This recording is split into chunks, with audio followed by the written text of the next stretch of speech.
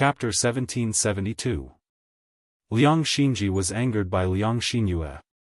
This woman was deliberately finding fault with her and picking on her. Her words were really unpleasant. "You're the one who's shameless. You're just jealous that my cousin is good to me and lent me the clothes," Liang Xinji retorted angrily. Liang Xinyue bit her lower lip and said sarcastically to Liang Xinji, "Humph, no matter how beautiful the clothes are, they'll be ruined on you. You're so ugly, it's useless no matter how you dress up. You're too much." Liang Xinji glared at Liang Xinyue angrily. This woman only knew how to use her appearance to criticize her. Although she wasn't as beautiful as Liang Xinyue, she wasn't considered ugly, right? Now that she was dressed up like this, she felt pretty good. Wuxia couldn't bear to see her daughter being bullied, so she reprimanded Wuzhenju, second sister-in-law, "Look at what kind of daughter you've raised. How could she say such things about my Zi-er?" Wuzhenju was also protective of his own. "My Yuer girl didn't say anything wrong. Zier's appearance isn't as good as my Yuer's. Even so, you can't scold her like this. My girl, even if she's not as good-looking, shouldn't she be dressed in beautiful clothes? How can you say that she's ruined?" Wuzhenju's mouth twitched a few times, and he said lightly, "Isn't this a child's play? It's no big deal to bicker. Sister-in-law, why are you fussing over this?" Wuxia rolled her eyes. "Second sister-in-law, it's easy for you to say. How is this bickering? Your girl is clearly..." Before Wuxia could finish, old Madame Liang immediately interrupted, all right, all you know is when you'll stop quarreling. It's one thing to quarrel at home, but this is your sister's house. Aren't you afraid that others will laugh at you if they hear you?" Old Madame Liang felt a wave of annoyance in her heart. She was old and liked peace and quiet. Every day at home, she had to listen to her two daughters-in-law quarreling. It was so noisy that her head hurt. Staying at her daughter's house last night was indeed much quieter. If she could stay there for a period of time, she could also take a breather and not have to listen to her two daughters-in-law's quarrel. Wuxia and Wuzhenju both shut their mouths angrily. In the kitchen, Zhao Yuner was very busy. At this time, Zhao Wenhua, Zhao Tianhu, and Zhao Tianan himself had already arrived at the village and borrowed the tables and chairs. When it was close to 11:00 in the afternoon, almost everyone had arrived. Zhao Yun began to prepare for the banquet. Everyone sat down. There were 8 people in each seat. Excluding the children, there were exactly 2 people on each side. Several men from old Zhao's house came over to drink wine. Before the banquet started, Hua Chunhua went to Zhao Yuner's kitchen and said to Zhao Yuner, "When you're cooking later, leave a few good dishes for me. I'll bring them back for your aunt to eat later." Before Zhao Yuner could refuse, Hua Chunhua hurriedly explained, "Yuner, don't worry. Your aunt just doesn't like the food I cook and wants to eat yours. We won't take your food for free. We'll pay for it. Here's 1 tael of silver. Take it. It should be enough to buy your food, right?" Zhao Yuner glanced at Hua Chunhua. Now she knew how to be tactful and didn't want to take it for free. "Okay, I'll leave some good dishes," Zhao Yuner said as she took the silver from Hua Chunhua's hand. Chapter 1773. Hua Chunhua didn't expect that Zhao Yun would really take the tael of silver. She was just saying it and thought that Zhao Yun wouldn't really take it.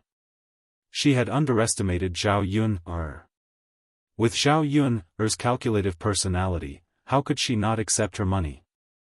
Hua Chunhua felt a little sad as she watched the tael of silver fall into Zhao Yun's hands.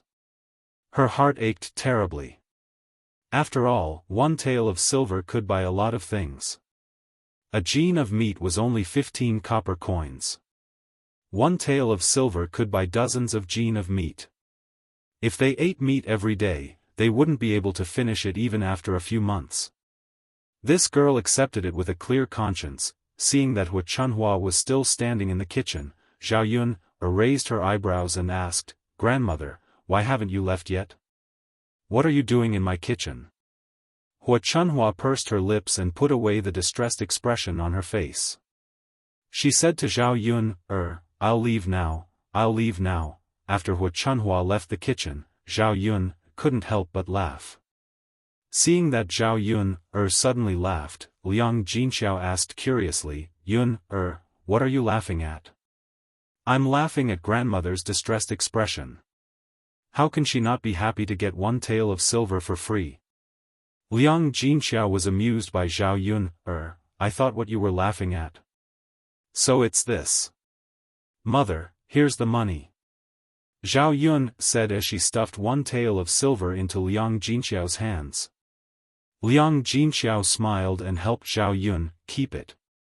If it was in the past, it would be harder to get 1 tael of silver out of Hua Chunhua's hands than to reach the heavens. Now that Zhao Xinhui was married to young Master Meng, the family was rich, so it was not as rare as before. However, Liang Jinxiao always felt that no matter how rich he was, he should not waste it casually. If something were to happen, it was always good to have more money in hand. When the time came, they would have emergency funds. The mother and daughter continued to work in the kitchen. At this time, Zhao Ping, and her family also came over. She originally thought that at most, only Zhao Ping, and Qin Yuan would come to drink. Under normal circumstances, only one person would come. Zhao Yuner knew that Zhao Pinger liked to take advantage of others, so she dispersed the two of them when arranging their seats. However, he did not expect Zhao Ping, and her family to come along, including Mr. and Mrs. Qin, as well as that fool, Qin Xuan. When Zhao Wenhua saw this situation, he immediately felt troubled and did not know what to do. "Father, are there any seats left? Let us sit down. You can't expect us to stand, right?" Zhao Ping, and her family came relatively late. By the time they arrived, all the seats had been taken. "This doesn't seem to be enough," Zhao Wenhua muttered. Zhao Ping, pursed her lips and said, "Father, how can that be? Unimportant people can sit, but our family came all the way here. How can we not have a seat?" Zhao Ping, grumbled unhappily. "But you didn't say that your family would come. We didn't arrange a seat for you." Zhao Wenhua frowned and explained. Zhao Ping, was much more stubborn. She said to Zhao Wenhua, "Father, I don't care. You have to arrange a seat for us." Zhao Wenhua looked troubled. "Wait a moment. Father will think of a way." Chapter 1774. Zhao Wenhua wandered around and looked around, but he still could not find an empty seat. There were more people than he expected. Some of them came on the same day and brought money as gifts. How could he not let them sit down and eat? Many of the tables had 2 extra people. Now that Zhao Pinger and her family were seated, it was indeed too crowded. After wandering around and finding that there were no extra seats, Zhao Wenhua went to Zhao Pinger and discussed with Zhao Pinger. "Pinger, there really aren't enough seats. Why don't you bring your in-laws and sit with your uncle?" Zhao Pinger glanced at where the Liang family was sitting. They had already prepared so much. How could the 5 of them sit down? How could they squeeze more than 10 people into a table? "Father, are you joking? How can we fit so many people? Then what should we do? We don't have that many tables at home. Also, we only prepared these tables for the banquet. We can't do anything about it if we don't squeeze," Zhao Wenhua said helplessly. However, Zhao Pinger did not give up. "Father, are you doing this on purpose? Why is it that everyone else has a seat, but our family doesn't have a seat?" Zhao Wenhua was helpless against Zhao Pinger. He was already busy today and was a little flustered. Before he could sort out his thoughts, Zhao Pinger came to him and made a fuss. Zhao Wenhua sighed and continued to explain.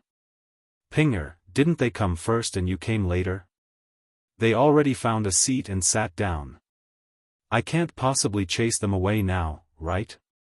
They might say that our family's host was not polite and the villagers might criticize us. It was not that Zhao Ping'er did not understand, but Zhao Ping'er was unwilling to compromise. Father, what do you think we should do now? Don't tell me we can't sit down and eat?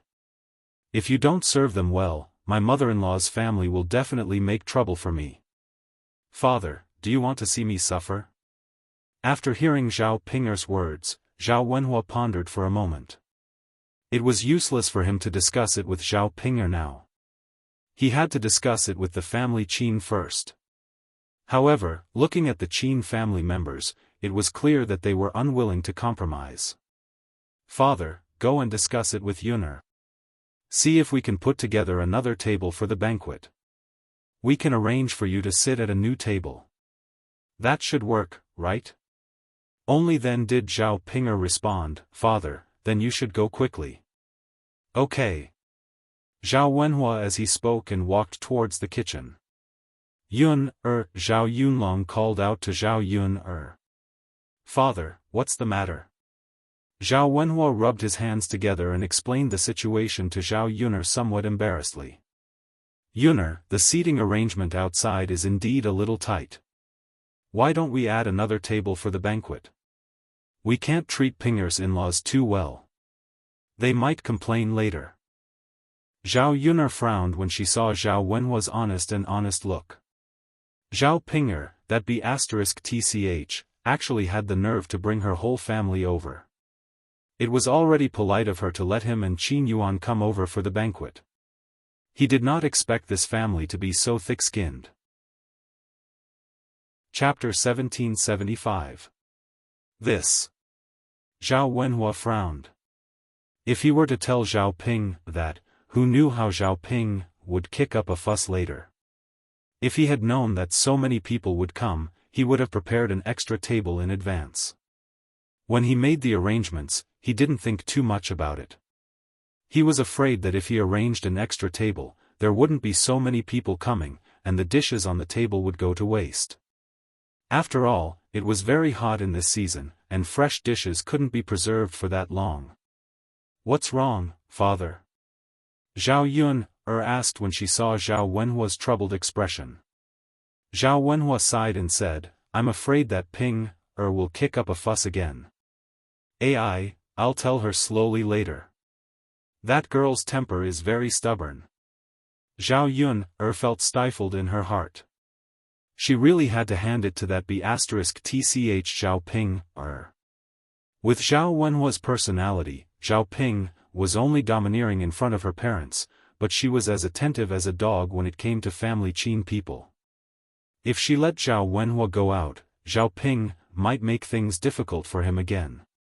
Zhao Yun took a deep breath and said to Zhao Wenhua, Father, let me go out and talk. Zhao Ping couldn't act rashly in front of her. She wasn't as easy to negotiate with as Zhao Wenhua. Zhao Wenhua nodded. It was naturally better for Zhao Yun to talk. Yun was quick-witted. If she talked to Zhao Ping she might listen. Zhao Yun put down the spatula and walked out of the courtyard. Zhao Ping was originally hoping that Zhao Wenhua would come out. However, when she saw Zhao Yun come out with a cold face, Zhao Ping's heart suddenly tightened and she was a little scared. Where's father? Zhao Ping asked weakly. Zhao Yun sneered, why are you looking for father?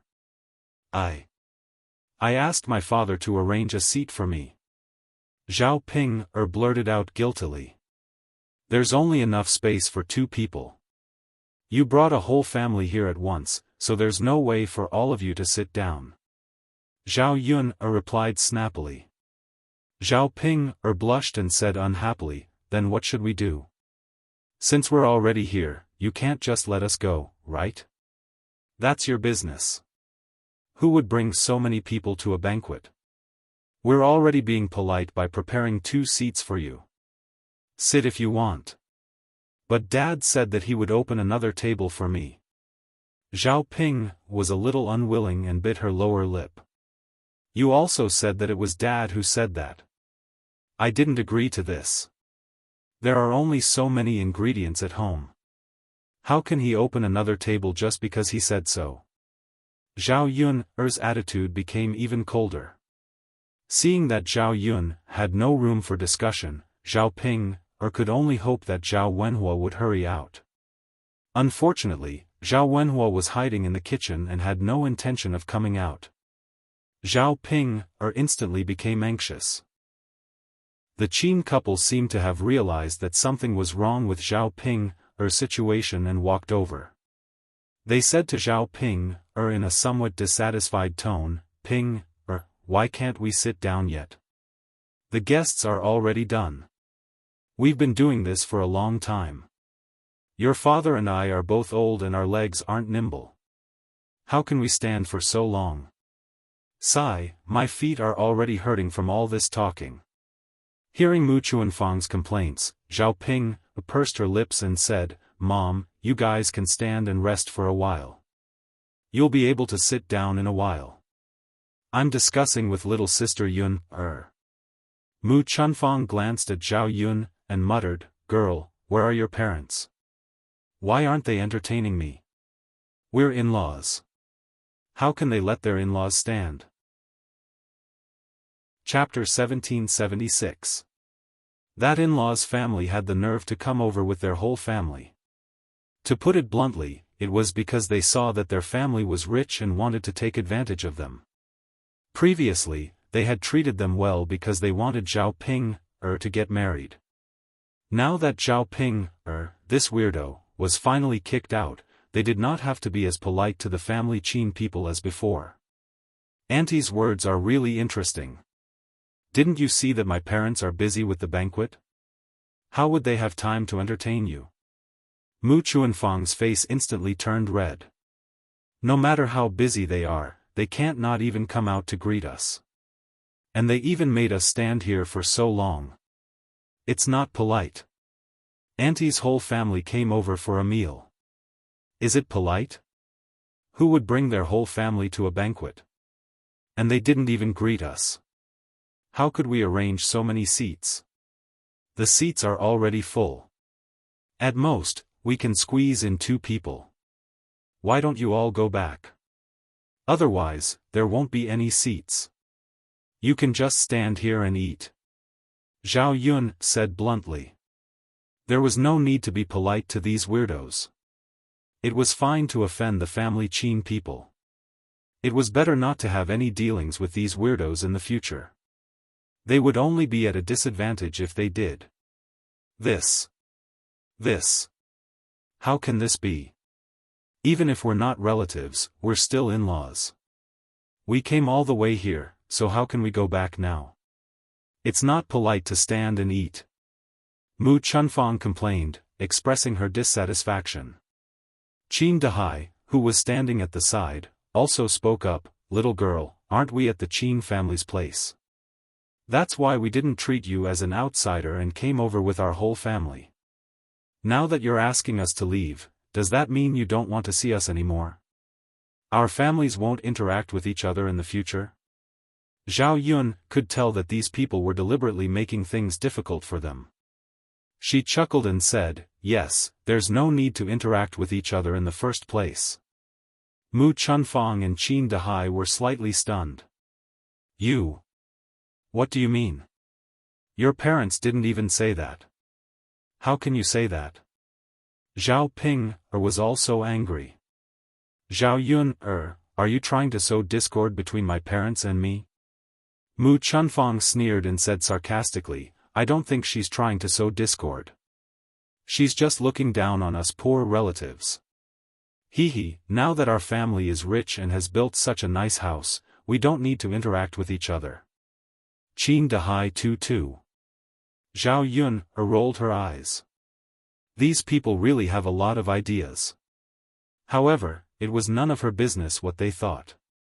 What right do you have for our family to look down on you? To put it bluntly, my parents don't even want to bother with Zhao Ping. They're already being very polite by letting her come today. If you want to cause trouble, I don't mind serving you with my fists." Zhao Yun said coldly with a hint of impatience and viciousness in her eyes. Someone saw the situation and hurriedly advised the Qin couple, "Hey, don't offend Yun. To put it bluntly, if you make her unhappy, Lord Air has ways to deal with you. Do you still dare to provoke Lord Air's people?" Chapter 1777. If Mu Lianfeng were to get angry and find a reason to cause trouble for them, it would be a piece of cake. It was not worth it to suffer in the future just to argue with Zhao Yun. Qin Dahai tugged at the corner of Mu Chuanfang's clothes and whispered into Mu Chuanfang's ear, "Yuan, Er's mother, I think we should just forget about it. Let's not talk about it anymore, lest we really get into trouble." Mu Chunfang pursed his lips and could only reply, "Okay." Seeing the Qin couple's arrogance instantly diminish, Zhao Yun, Er's lips curled up. It seemed like Mu Lianfeng's identity was useful to her. It could be used to scare people on a daily basis. Zhao Ping, bit her lower lip and glared at Zhao Yun. Although she wanted to flare up, she did not dare to casually make a scene. Not to mention that Zhao Yun would personally make a move on her, even if Little Black were to come out and bite her, wouldn't that make her cry to the heavens and the earth? "Ping, little girl, your parents and I are already so old. We can't stand. Since there are only 2 seats available, then your father and I will sit. You, Yuan, and Chuan, can stand at the side and eat." Mu Chunfang said to Zhao Ping. His tone did not have any intention of discussion as he directly ordered Zhao Ping. Although Zhao Ping was unwilling to stand while eating, she had no choice. She could not possibly let Mu Chunfang and Qin Dahai stand, right? Zhao Yun's understanding of family Qin people deepened. She had already humiliated them like this. Could it be that these people could not be more unyielding and just leave? However, they still chose to stay and drink. In the end, it was because of their nature to take advantage of others that they could not bear to miss out on a banquet. Zhao Yun felt that such people were hateful and helpless. Right now, she did not have the energy to torment these people. As long as they did not cause trouble, everything would be fine. The Qin couple went to the Liang family's table and sat down. The children weren't at the table, but the adults. Even girls like Liang Xinyue and Su Lady could only make do with some food. Even so, the table was still very crowded. When the people of the Liang family saw the Qin couple coming over, a trace of disdain appeared in their eyes. In their impression, they still thought that the Qin family was poor. "Sigh, anyone can sit at the table. Seriously. What can we do? Eldest sister and brother-in-law are both good-tempered people. Their eyes are mine. I won't let this kind of people come over. He's just a beggar. It's really bad luck to have such a relative." The family Qin people's attitude made the Qin couple lose face, but they couldn't make a fuss with these people, so they could only endure it. After all, their family Qin was still very poor compared to other people. If they quarreled now, their family would be kicked out by Zhao Yun's family. In the afternoon, they couldn't even eat lunch. Their stomachs were really hungry. They had to eat a banquet. In any case, they had to eat a good meal. Otherwise, wouldn't they have made a wasted trip? Seeing that almost everyone had arrived, Zhao Yun prepared to serve the banquet. The dishes had already been cut and mixed, so it was very fast. In a short while, the dishes were brought to the table, and the people in the large courtyard began to eat happily. Zhao Yun's culinary skills naturally didn't need to be said. Everyone ate abnormally happily. Those who were not at the table ate the unfinished dishes in the kitchen. Chapter 1778. After busying herself for several hours, the banquet was finally over. After the banquet, the guests left in 2s and 3s, leaving only a few large tables with bowls and chopsticks. Upon seeing this, Zhao Yun knew that there was going to be a lot of work to do. Her head hurt a little. Compared to cooking, Zhao Yun hated dealing with these things after the banquet more. Many of the villagers had poor manners and made a mess of the table. Many of them chewed their food and spat it out on the table without swallowing it. As for the men, many of them drank. Some of them vomited and had diarrhea when they were drunk, making a mess of the tables, chairs, and the floor. Originally, she didn't feel tired after the banquet, but after seeing these things, Zhao Yun instinctively wanted to escape, but she was too embarrassed to just leave these chores to others. After the banquet, she wasn't the only one who was tired. The others also had a lot of work to do. Yun, go and rest. Mother will do the rest.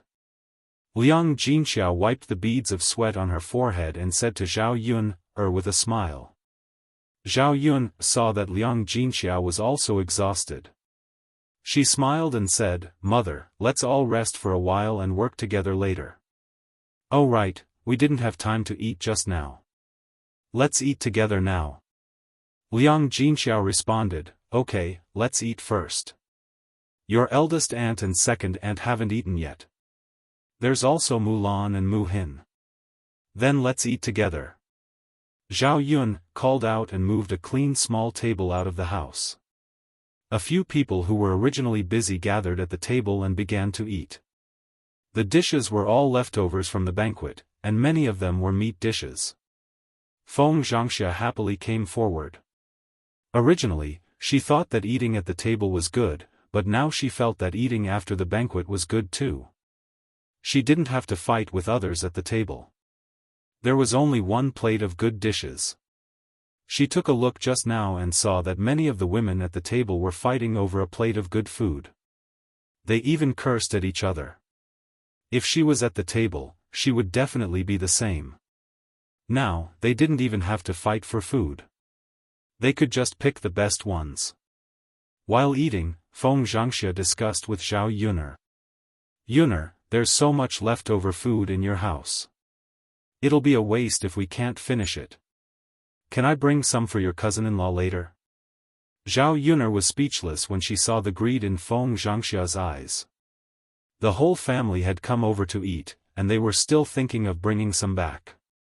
Seeing that Zhao Yun didn't say anything, Feng Zhangxia explained angrily, Hey, I came here to help you. Pan doesn't know how to cook. I'm afraid it's too late to cook now. She must be starving. Okay, sister-in-law, you can bring some to Pan, later. There are still a lot of good dishes in the kitchen. Liang Jinxiao said to Feng Zhangxia. Feng Zhangxia responded happily, as if she had picked up a big bargain. Zhao Yun didn't say anything. She was so tired that she didn't even have the energy to argue. Li Chuiying, on the other hand, was much more low-key. He buried himself in eating and didn't say anything about bringing some for the children at home.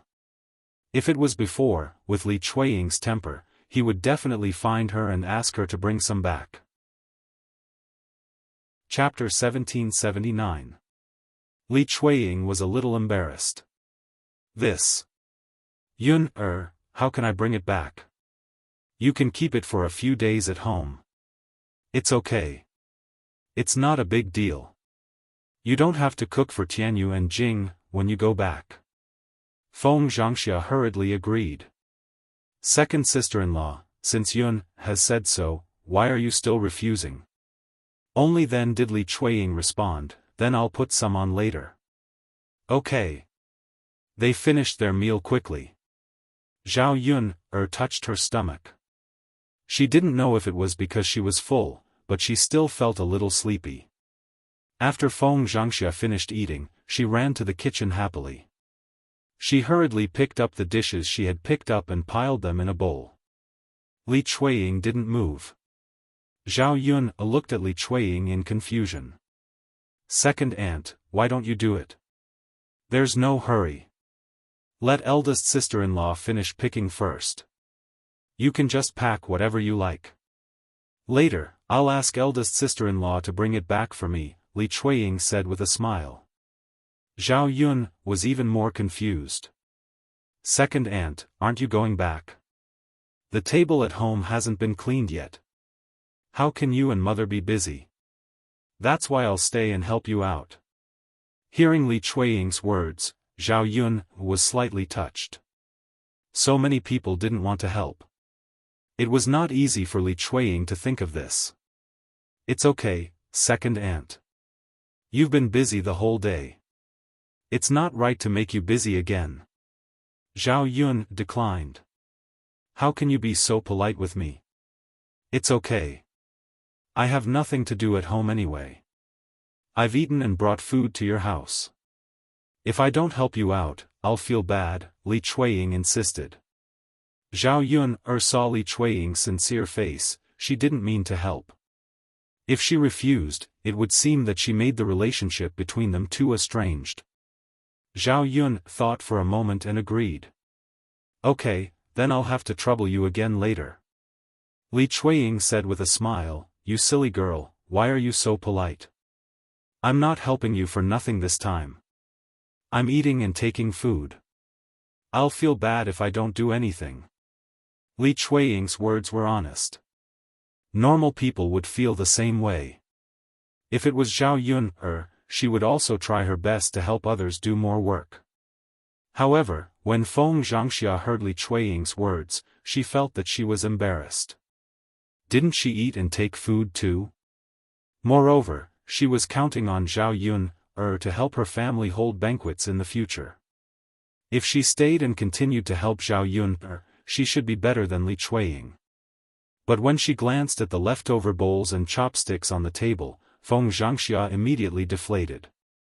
Cleaning up these things was more tiring than the work she had done earlier. The table was covered in greasy and dirty things. They might even stain her clothes. She really didn't want to do this work anymore. Feng Zhangxia smiled embarrassedly and said to Zhao Yun, hypocritically, Hey, Yun, if I have time, I'd like to continue helping you out and finish the rest of the work. But I'm in a hurry to go back and bring food to area. My eldest grandson can't live without me. I'm afraid it'll be difficult to take care of him alone. I have to go back and help Pan take a breather. Chapter 1780. Who didn't know how to say nice things? The key was whether or not she was sincere in helping. Feng Zhangxia was just being hypocritical. Anyway, she didn't expect Feng Zhangxia to really help her, so she simply ignored Feng Zhangxia. Feng Zhangxia was a little resentful and looked a little embarrassed. She glanced at Zhao Yun's expression and saw that Zhao Yun didn't seem very happy. She couldn't help but feel a little worried. Sister-in-law, you should go back. The few of us are enough. Liang Jinxiao saw that Zhao Yun didn't say anything, so she replied. She wasn't a fool. How could she not see that Feng Zhangxia didn't want to help? However, this wasn't a big deal. They didn't have a close relationship, so how could she expect others to be considerate of her family's matters? Feng Zhangxia twitched the corner of her mouth and glanced at Zhao Yun.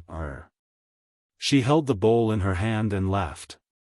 Okay, then I'll go back first. Otherwise, the children at home will be hungry if they wait for too long. Liang Jinxiao responded faintly. Feng Zhangxia happily held the bowl and walked out of the courtyard. After a while, she disappeared. Seeing Feng Zhangxia like that, it seemed that she was afraid that Zhao Yun would change her mind and let her stay to help. Zhao Yun couldn't help but shake her head. What kind of people were they? After eating, they rested for a while and recovered a lot of strength. They looked a lot more energetic. Let's tidy up. Liang Jinxiao said. Okay. Zhao Yun got up and went to the kitchen to take out a few basins. She tidied up the things on the table in the basins. Big sister, let me help you too. Liang Jinyu, who was about to go back, walked to Liang Jinxiao and said to Liang Jinxiao. Little sister, you're very tired from working every day. Today, you finally have a drink and can rest. How can I ask you to help? Liang Jinxiao hurriedly waved her hand and refused. However, Liang Jinyu insisted, It's okay, big sister. I'm used to working. Liang Jinxiao looked at Liang Jinyu and said, Well, you can't do anything at home. You have to work in so many fields, but you don't have to work here. Liang Jinxiao looked at Liang Jinyu with pity. Out of all her siblings, her younger sister's life was the most difficult. Especially on this day, it was probably because he worked outside every day, so his whole body was very tanned. Coupled with her shriveled and bony body, she seemed to have aged a lot. "Auntie, weren't you in a hurry to go back to work just now? Why are you ignoring your own work and forcing my family to work? My family is very busy. If you're not in a hurry to go back, you can rest by the side and chat with Grandma." Zhao Yun couldn't help but speak up. Although she was tired, she didn't mind if others helped her. However, she knew that Liang Jinyu was usually more capable than her. How could she let her help? When old Madame Liang heard Zhao Yun's words, she waved her hand at Liang Jinyu. Yun, girl is right. You don't have to toss around anymore. Rest in front of mother and accompany mother to talk a few more words. I left in such a hurry yesterday that I didn't have time to say anything. Liang Jinyu thought for a moment, nodded, and walked towards old Madame Liang. Old Madame Liang saw that her two daughters-in-law, as well as Liang Jinfan, were not eating. Although there were many tables that needed to be cleaned, they were sitting together with their legs crossed and drinking tea leisurely. Chapter 1781. That's right. You should eat some vegetables occasionally. It's not good for your intestines to eat too much greasy food. However, Yun's cooking is really good. It's really delicious. Eldest younger sister is really blessed. Blue sky, she can eat Yun's cooking every day. This kind of blessing isn't something that everyone can enjoy. There aren't many people like eldest younger sister's family. Not to mention anything else, just how many people can meet a man like Shi Ziyi? It's simply like smoke rising from our ancestors' graves. Didn't eldest younger sister's family say that after they built a grave for their ancestors, their family's luck gradually improved? It's only because of the old ancestors' blessing. So it's like that. I knew it. How could there be such good luck? Why didn't this good thing fall on other people's heads? It just had to fall on eldest younger sister's head. So it's because of the old ancestors' blessing. That makes sense. As the few of them discussed, they turned to old Madame Liang and started discussing with her. "Mother, since eldest younger sister's family built a grave and their luck improved a lot, should our family also build a grave? Father's grave has been there for many years, and we haven't renovated it." Liang Jinhui said. Wu Zhenju followed behind and said, "Even I think that Yu's father's words make sense. If father can bless us, perhaps our can be like Yun and find Shi Ziyi. He's such a rich man with status." After Wu Zhenju finished speaking, he began to look forward to it. If her family could be like Zhao Yun's, wouldn't she be able to eat and drink well in the future? After hearing Wu Zhenju's words, Guocaixia rolled her eyes in her heart. Her second sister-in-law only knew how to have wishful thinking. Did she really think that she could find a good husband like Liang Xinyue and Zhao Yun? Such good luck was probably 1 in a million. Old Madame Liang snorted and said without giving any face, "You were unfilial when you were alive, and now you're dead. Do you think that building a grave will bless you? It's better to work hard and earn more money. It's more practical." The corner of Liang Jinhui's mouth twitched when he heard old Madame Liang's retort. Although he knew that old Madame Liang was telling the truth, he still replied unwillingly, "Mother, we are father's children. How can we not bless our own children? What's the use of working hard these days? You can only earn as much as you need to." His eldest sister's family used to be very diligent, but they were very poor. "I was just waiting for your luck to improve. That's how I earned quite a bit of money. Take a look at Xiaomei, who else works harder than her, but she is the one who lives the poorest." Liang Jinyu lowered her head in embarrassment after being pointed out. Her siblings liked to complain about her family's poverty, but she couldn't do anything about it. Whether they were rich or poor was not something she could decide. She naturally hoped that her family could live a better life and let her children live a better life.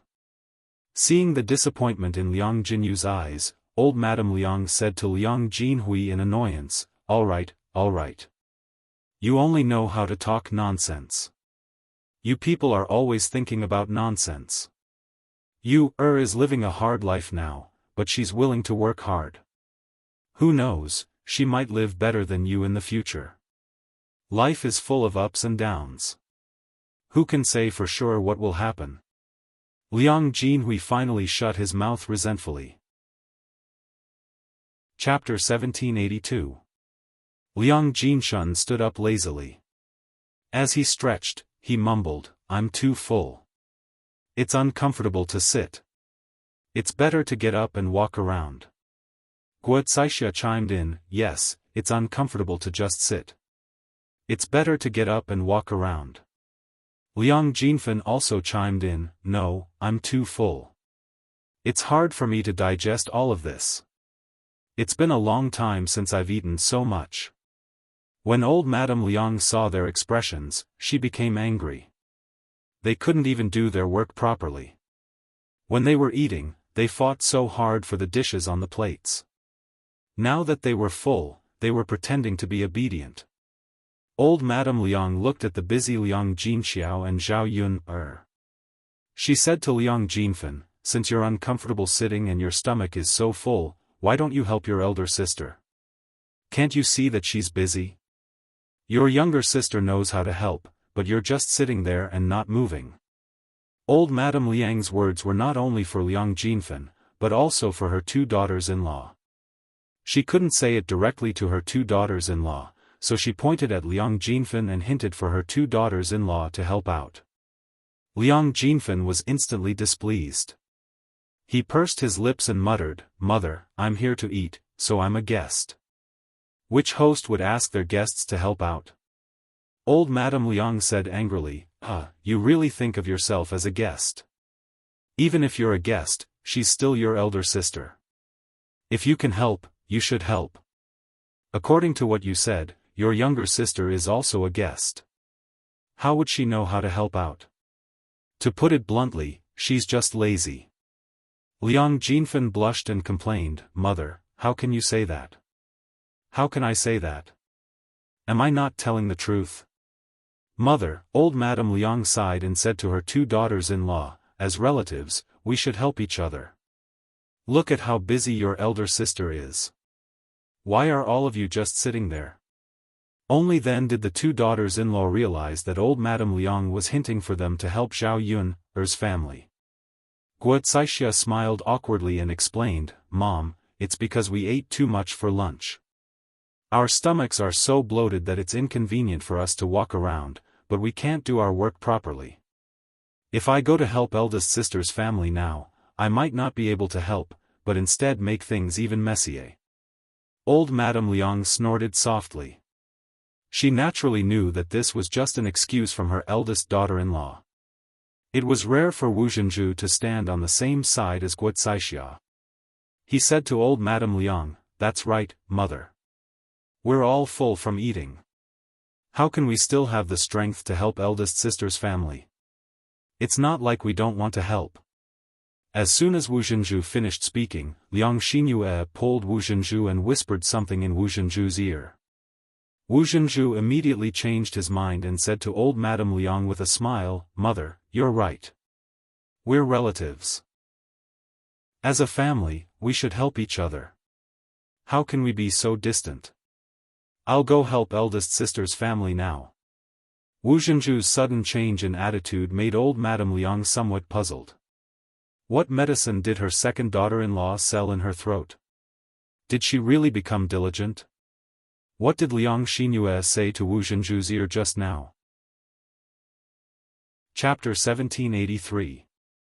When Wu Zhenju saw old Madame Liang and Guocaixia's reactions, he twitched the corners of his mouth and felt a little guilty.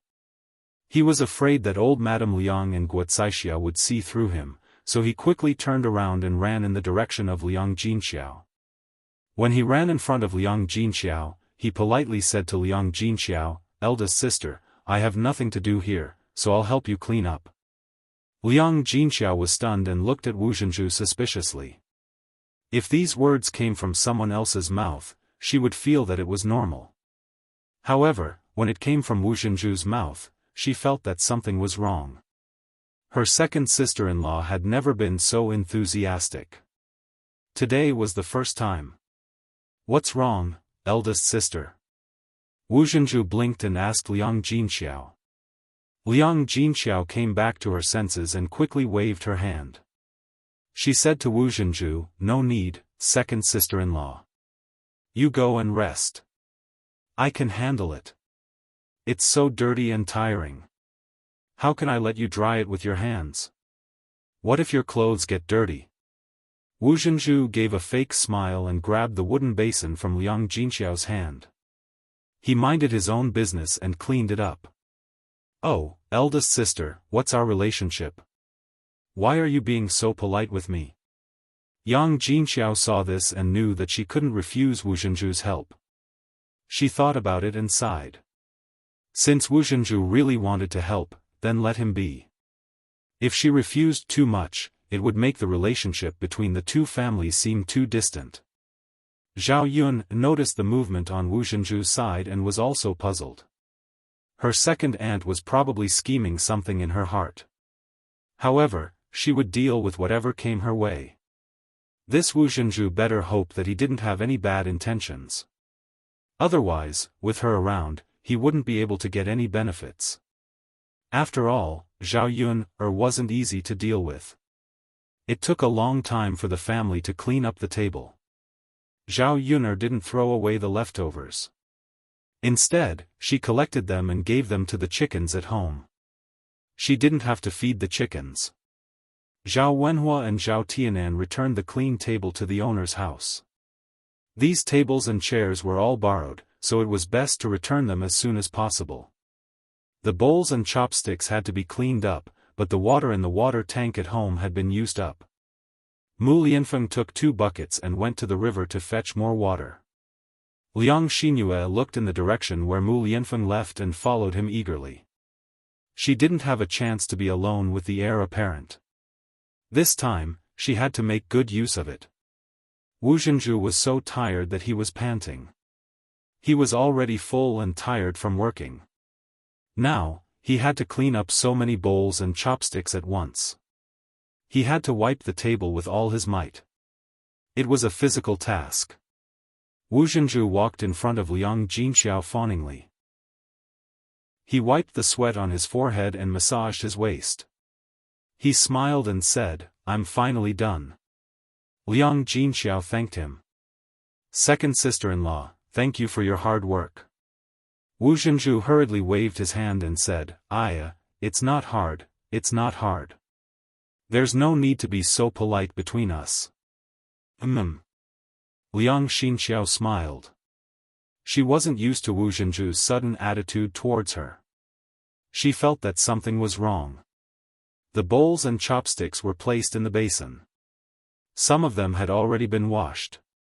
The rest would be washed when Mu Lianfeng came back with the water. Li Chuiying squatted on the ground and washed the dishes alone. Zhao Yun sighed. The change in Li Chuiying's personality was slowly being accepted and liked. Chapter 1784. Zhao Yun's brows slightly furrowed. Seeing Wu Zhenju's attitude, she knew that it wasn't anything good. Sure enough, Wu Zhenju smiled and shamelessly said, "Yuner, lass, can I discuss something with you?" Zhao Yun raised her brows but didn't say anything. Discussing something with her definitely wasn't something good. Zhao Yun ignored him, making Wu Zhenju feel very awkward. Zhao Yun ignored him, but he couldn't not say anything, so he continued to shamelessly say, "Yuner, lass, didn't you see His Majesty send you so many things yesterday? I saw that there were dozens of bolts of silk and satin.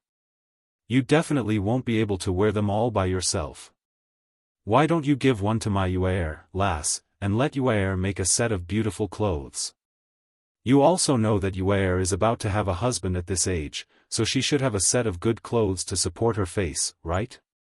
Zhao Yuner finally understood that Wu Zhenju was so diligent in helping out because he had his eyes on her family's silk and satin. However, this Wu Zhenju's words really didn't have the slightest bit of standard, so others who heard it were very displeased. What did he mean by her family's dozens of bolts of silk and satin couldn't be worn all by herself, so that was the reason she had to give them to others? Could it be that she had to be grateful that someone was helping her wear them? What kind of logic was this? The silk and satin bestowed by His Majesty weren't cheap. Zhao Yuner estimated that a bolt of silk and satin would cost dozens of taels of silver. It was fine to give this kind of good stuff to people close to her, but she felt that it was a waste to give it to the Liang family. After all, these people didn't have a conscience. They wouldn't be grateful even if she gave it to them, and would greedily ask for more the next time. Zhao Yuner sneered and replied, "Second maternal aunt has a good idea. After all, these silk and satin were bestowed by His Majesty, so how could I dare to casually give it to others? Besides, even if I can't wear all of these silks and satins by myself, I can easily sell them for hundreds of taels of silver." Wu Zhenju's mouth twitched. She knew that Zhao Yuner's words meant that she was reluctant to give heir to her family. She continued to grumble unwillingly, "Hey, Yuner, I know these silks and satins are precious, but you have so many of them. You're Yuer's cousin. What's wrong with giving her one bolt?" Zhao Yuner sneered and said, "According to second maternal aunt, I can't be biased. After giving cousin Yuer, I have to give cousin Zier and cousin Lai Di. Since his cousins had given him gifts, he couldn't give her anything less, right? Who knows how many horses we'll have to send out." When Wu Zhenju heard Zhao Yuner's words, he was somewhat displeased. If she didn't want to give them, then just don't give them. Why did she have to come up with so many excuses? Isn't it because other people didn't want them, but I took the initiative to ask for them? Wu Zhenju muttered in a low voice. "Second maternal aunt, do you think that if I give them today, they won't come and ask me for them after they find out?" Zhao Yuner asked in return. Wu Zhenju's face darkened. "Yuner, do you have to be so stingy as a person? To think that I helped your family clean up the table just now." Zhao Yuner rolled her eyes. She shouldn't have let Wu Zhenju do the work just now. As expected, he was taking credit for this matter. Zhao Yuner's eyes turned, and a scheme emerged in her mind. She wanted to see a dog-eat-dog scene. Chapter 1785. Upon hearing Zhao Yuner's words, Wu Zhenju immediately came over. She blinked her eyes and asked, "Yuner girl, is that true?" Zhao Yuner had a calculating smile on her face. "Of course it's true. However, I can only take out one bolt. Other than second aunt, if you want it, I think eldest aunt and second aunt would definitely want it as well. Why don't you go and discuss it with them? You can decide who gets the bolt of silk." Upon hearing Zhao Yuner's words, the smile on Wu Zhenju's face froze. She thought that Zhao Yuner would be willing to give it to her. She didn't expect that Zhao Yuner would ask her to discuss it with the other two people. How could Wu Zhenju not know Guocaixia and Liang Jinfen? How could these two not fight for something good when it came to them? The possibility of them getting this batch of silk was very low. Zhao Yuner had a faintly discernible smile on her face. Upon seeing Wu Zhenju's reaction, Zhao Yuner said indifferently, "Second aunt, you don't want it anymore? Then forget it. I'll go talk to eldest aunt and second aunt and let them discuss among themselves and decide who should take it." Upon hearing this, Wu Zhenju immediately became anxious. How could she give up like this and let Guocaixia and Liang Jinfen get the benefits? Even if the chances of her getting it were low, she still had a chance to get it. If she didn't fight for it, she would be giving it away for no reason. It was Zhao Yuner who said that it was something bestowed by the emperor. A bolt of silk was worth a few hundred taels of silver. It would be a pity to give it up so casually. Wu Zhenju hurriedly said to Zhao Yuner, "Yuner girl, of course I want it. Then take out a bolt.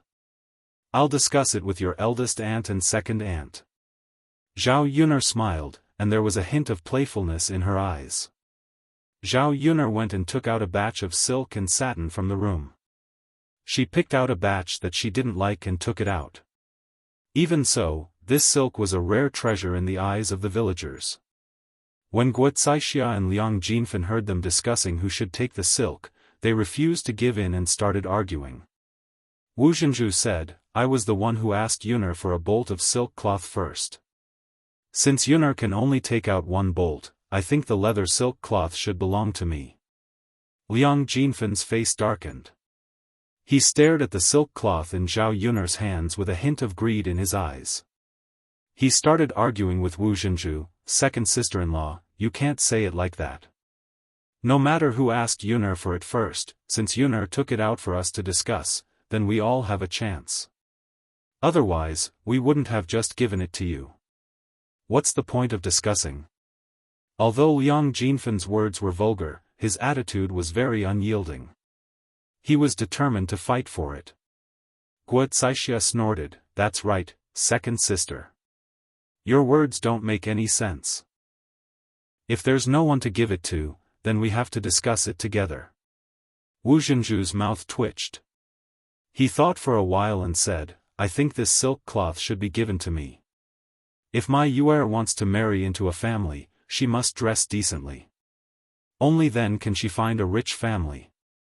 Eldest sister-in-law, your Zier is not handsome. It's a waste for her to wear it.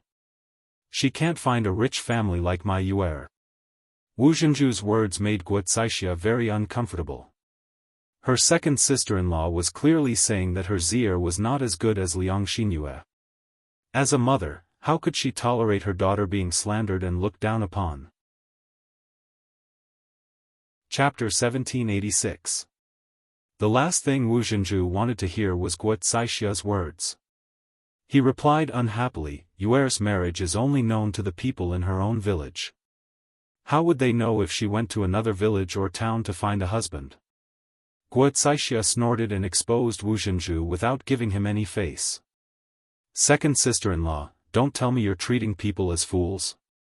If a rich family wants to marry you, shouldn't they ask around first? How can they just casually marry someone?" Liang Jinfen agreed, "That's right, eldest sister-in-law is right. Rich people are all shrewd. Marriage is not something that can be casually decided." Guocaixia continued, "Second sister-in-law, to put it bluntly, it's hard for a woman whose marriage has been annulled to find a good family. If the woman's background is average, she probably won't be able to get married for the rest of her life. Yuer's looks are not bad. She might be able to find a good family and marry an honest man. If you want to find a rich family, I think you should forget about it. How can Yuer get such a good thing?" Liang Jinfen also chuckled and said, "How can there be so many rich families? I think second sister-in-law is just daydreaming. If we're talking about marrying into a good family, my little brother's chances are higher. After all, my little brother's looks are not bad. He's not inferior to Yuer's. If he dresses up well, he might be able to catch the eye of a rich family." Guocaixia also chimed in, "I think my little Zier's not bad either. She looks very good in Yuner's dress. In this day and age, clothes make the man, and Buddha makes the man. If he dresses up well, he won't look bad." When Wu Zhenju heard this, he was so angry that smoke almost came out of his nostrils. These 2b** cheese actually dared to say that his Yuer wouldn't be able to find a rich family. Since he could find it once, he could find it a second time. She didn't believe that Xuan wouldn't be able to find a good husband with her daughter's good looks. Sister-in-law, is getting on in years. If she could find him, she would have found him long ago. Why would she wait until now? It's not easy for a girl of her age to find a husband. In my opinion, it would be good if she could find an ordinary husband." After Wu Zhenju finished scolding Guocaixia, he turned to Liang Jinfen and said to Liang Jinfen, "And second sister, if I remember correctly, your family can only give birth to daughters. You see, she only gave birth to 2 daughters in her entire life. She didn't even give birth to a son. I heard that you married the eldest daughter in town and gave birth to a daughter. Now, you're not liked by your in-laws. Who knows when your in-laws will divorce you? Your second daughter and first daughter are probably the same as you. They can only give birth to daughters and not sons. This was called heredity. Tell me, which rich man would be willing to marry a woman who can't even give birth to a son? So, second sister, you should stop dreaming. Although my little brother's daughter is beautiful, it's useless if she can't give birth to a son. Being unable to give birth to a son in the countryside was indeed a matter of ridicule and disdain in the world. Liang Jinfen had been mocked and ridiculed by many people in her lifetime because she couldn't give birth to a son. Initially, she had been counting on Su Xiaodi. Who knew that Su Xiaodi would also give birth to a good-for-nothing? Chapter 1787. Seeing Su Xiaodi's pale and weak face, as a mother, she naturally felt distressed. Even if she felt distressed, there was nothing she could do. Who told Su Xiaodi to give birth to a money-losing child? If she could give birth to a son, the Huang family's attitude would naturally not be like this. And even if she felt distressed for Su Xiaodi, she could not bring her daughter back. A married daughter was like spilled water. How could she casually return to her maternal home? Her son was still in the Su family and the family's money was in the hands of her parents-in-law. If she wanted to bring her daughter back, her parents-in-law would have to agree. Obviously, with old Madame Su's father's temperament, they would definitely not agree to let Su Xiaodi come back. The Su family relied on their reputation. If the villagers knew that Su Xiaodi came back to her maternal home because she was not liked by her husband's family, they would probably gossip and ridicule her behind her back.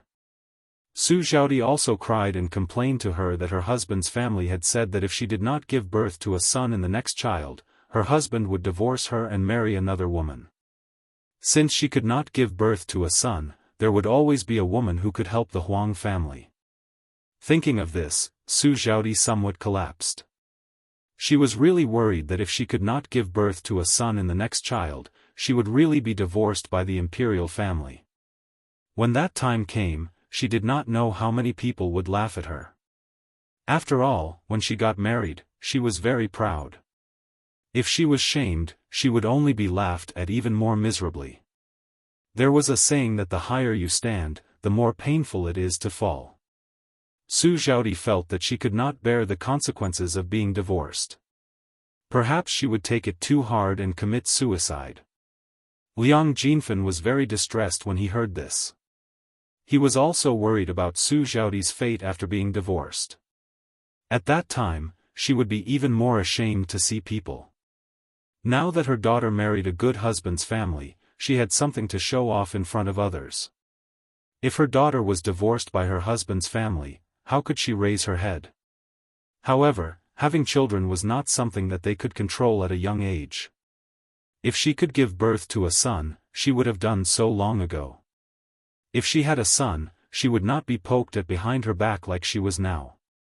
Therefore, when Liang Jinfen heard Wu Zhenju's words, he was very angry. It was one thing to know it in one's heart, but it was another thing to be mocked by others. Liang Jinfen said angrily to Wu Zhenju, second sister-in-law, how can you say that? Wu Zhenju was not a pushover either. How could he be afraid of Liang Jinfen? He sneered and replied, what did I say? I'm just telling the truth. I'm not wrong. You. Liang Jinfen gritted his teeth in anger. He almost couldn't hold himself back from going up to Wu Zhenju. Guo Caixia also glared at Wu Zhenju with displeasure. How dare he say that her was old and that it was not appropriate to criticize her in-laws? How could he say that she was old? Don't you think I'm 17 or 18? Aren't there many girls of this age in the countryside who are married? To put it bluntly, he just couldn't bear to see her doing well. He always felt that if his daughter could marry a good husband's family, others could not. Second sister-in-law, even if my is a little older, she is still better off than your. Which rich family would be willing to accept second-hand goods these days? Eldest sister-in-law, what do you mean? How is my a second-hand good? Chapter 1788. Wu Zhenju's face flushed red when he heard Guo Zaixia's words. How did this wretched woman find out about this? Did she see it with her own eyes? Judging from Guo Zaixia's expression, he knew that she knew about this. However, Wu Zhenju knew that his daughter and the man had indeed been intimate with each other. However, the man had made the first move and Liang Xinyue could not reject him. She was afraid that if she rejected him, the man would get angry and cancel the engagement. Moreover, the two of them were about to get married. Since the engagement was already set, it was normal for them to be intimate with each other. Who would have known that the engagement would be cancelled? Sister-in-law, what are you talking about? Don't you know that this kind of gossip will have a great impact on our yuer? Wu Zhenju reprimanded Guo Zaixia unhappily. Guo Zaixia was not convinced. I'm telling the truth. I'm not talking nonsense. If you have the guts to do it, why don't you tell others? With Zhao Yuner as a witness, she successfully witnessed the scene of the three women fighting over a piece of silk. Each of them was very sharp and sarcastic, saying that the other party's daughter did not have the right to wear the silk in Zhao Yuner's hands. In the end, the three women did not give in and started to fight with each other. After the fight was over, everyone was covered in wounds. Their injuries were not light. Seeing this scene, Zhao Yuner could not help but secretly feel happy. This was really interesting. Through this incident, she also witnessed the selfishness and greed of human nature. If any of the three of them were to let go, one of them would naturally be able to get the silk. However, these three people were all selfish and did not give in, afraid that the other party would benefit. Seeing that the three of them were fighting fiercely, Zhao Yuner's eldest uncle, second uncle, and Liang Jinxiao hurriedly tried to stop the fight. After a long while, they finally managed to pull the three women apart. It was undeniable that when women were angry, they were really fierce. Even the man who was trying to stop the fight accidentally got injured on his face. The three of them were bruised and swollen. When they finally separated, they were still cursing at each other. Old Madame Liang rubbed her aching forehead. She felt that the three of them were crazy. Shut up. Shut up, all of you.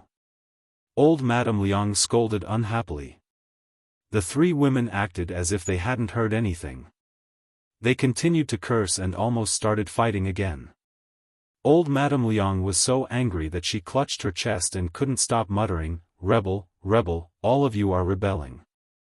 You can't even listen to this old woman's words. Eldest sister-in-law, second sister-in-law, second sister, stop quarreling. Mother is uncomfortable because of you." Liang Jinxiao frowned and said hurriedly. Only then did the three of them listen. Their gazes fell on old Madame Liang. Old Madame Liang snorted unhappily and said, "Look at all of you. You're fighting over a piece of silk. If this gets out, people will laugh at us. How can a family fight so fiercely?" Wu Zhenju could not help but complain, "Mother, isn't it because eldest sister-in-law and second sister insisted on fighting with me? If they had just given up the silk to me, how could they have made a fuss?" Liang Jinfen retorted unhappily, "Second sister-in-law, what you said is wrong. Why should eldest sister-in-law and I give up the silk to you? Who do you think you are? Why should we give in to you?" Chapter 1789. Old Madame Liang was afraid that the three of them would quarrel again, so she hurriedly said, all right, stop quarreling. I see that none of you are giving in, so it's better if none of you take it. Is it worth it to hurt your harmony over a bolt of silk?" The moment old Madame Liang said this, the three of them immediately disagreed. "Mother, that won't do. Mother, I still want to use this silk to make clothes for my yuer. Without the silk, where can I find clothes for my yuer to wear? Mother, my zier also needs to wear a good pair of clothes. It's second sister-in-law who said that it's easier to find a good husband if she wears it well. Old Madame Liang snorted lightly. Just now, they were still quarreling, but now they were united in trying to persuade her. She was very clear about the thoughts of her two daughters-in-law and daughter. To put it bluntly, they liked to take advantage of others. How could they casually give up when they saw benefits that were so easy to obtain? The problem is that none of you are giving in to the other. It's better to stop quarreling. Otherwise, you'll end up fighting again. Mother, don't say any more. Old Madame Liang snorted coldly, then said to Zhao Yuner, Yuner, listen to grandmother for once. Don't take out this batch of silk for them. Look at how they're fighting. I think that if they continue to fight, they'll stab each other with a knife. Zhao Yuner put on an awkward expression. Grandmother, this isn't good. I promise to take out a bolt. If I take it back, second aunt will say that I'm stingy. Old Madame Liang said with a cold face, she dares to say a word to you? Does she really think that this old woman is dead? Does her words not matter now? Zhao Yuner hesitated for a moment, then finally nodded and said hypocritically, grandmother is right. I also think that it's better not to take out this piece of silk. I originally wanted eldest aunt, second aunt, or second aunt to take it. Who knew that such a thing would happen? If I had known that they would fight, I wouldn't have gotten involved in this matter. Old Madame Liang took Zhao Yuner's hand and said earnestly, Yuner girl, this isn't your fault. The things that the emperor bestowed are very precious. It's already very rare that you were willing to take out a batch of silk and satin. It's the three of them who want to fight for it. What can you do if Dada intervenes? Zhao Yuner sighed and said, yes, grandma. They were all relatives, and it was not worth it to fight over such a small thing. In order not to hurt our relationship, I'll take it back. Yes. Old Madame Liang nodded in response. Zhao Yuner hugged the satin and turned around to enter the room. Her eyes flashed with the pleasure of having succeeded in her scheme. She had come up with this scheme because she had expected that these people would be selfish and would not give in to each other. Actually, if these people had a bit of brains, they would have discussed it nicely and decided to sell this batch of silk and satin and divide the money among them. Everyone would get a lot of money on average. However, these people just wanted to swallow everything for themselves. In the end, they realized that all three of them were defeated and injured, and no one would get any benefits. Liang Jinfen, Wu Zhenju, and Guocaixia were all stunned. They watched as Zhao Yuner hugged the satin and entered the room. It would probably be impossible to get Zhao Yuner to take it out again. Chapter 1790. Liang Jinfen and Guocaixia were equally uncomfortable. Who wouldn't want such a valuable item? How could they just give it to someone else? They weren't fools. The three of them complained in their hearts. They didn't like each other at all. Zhao Yuner put the items back in the house and came out. She was in a good mood when she saw the three of them. She didn't need to rely on her high IQ to deal with these stupid women. Old Madame Liang looked at the three of them and sighed in her heart. None of them were easy to deal with. They were always causing trouble. She felt annoyed just looking at them. After the three of them rested, they complained about the pain on their bodies. Ouch, my face is all scratched up. What if it leaves a scar? Wu Zhenju touched his face and looked resentfully at Liang Jinfen and Guocaixia. Guocaixia quickly replied, sister-in-law, don't look at me like that. My fingernails aren't that long. How could they scratch your face like that? Guocaixia's meaning was self-evident. Wu Zhenju's face was scratched by Liang Jinfen. Wu Zhenju's resentful eyes fell on Liang Jinfen. Liang Jinfen pursed his lips unhappily and said, how can you blame me for this? Didn't I get a lot of scars too? As Liang Jinfen spoke, he raised his arm and showed it to Wu Zhenju. The injury on his arm was quite serious. If it wasn't treated properly, it might become inflamed. The three of them looked like they were about to start arguing again. Old Madame Liang glared at them. Haven't you said enough? No matter how serious your injuries are, you deserve it. Who else can you blame for attacking him? The three of them closed their mouths resentfully. They still felt uncomfortable. Wu Zhenju covered his face with his hand. His expression was desolate. He bit his lower lip and looked indignant. Liang Jinhui comforted her. All right, all right. It won't leave a scar. Even if it does, it's fine. You're already so old, and you're already married to me. You're not a young lady anymore, and you're afraid that you won't be able to get married. Isn't it fine as long as I don't despise you? When Wu Zhenju heard Liang Jinhui's words, he was a little unhappy.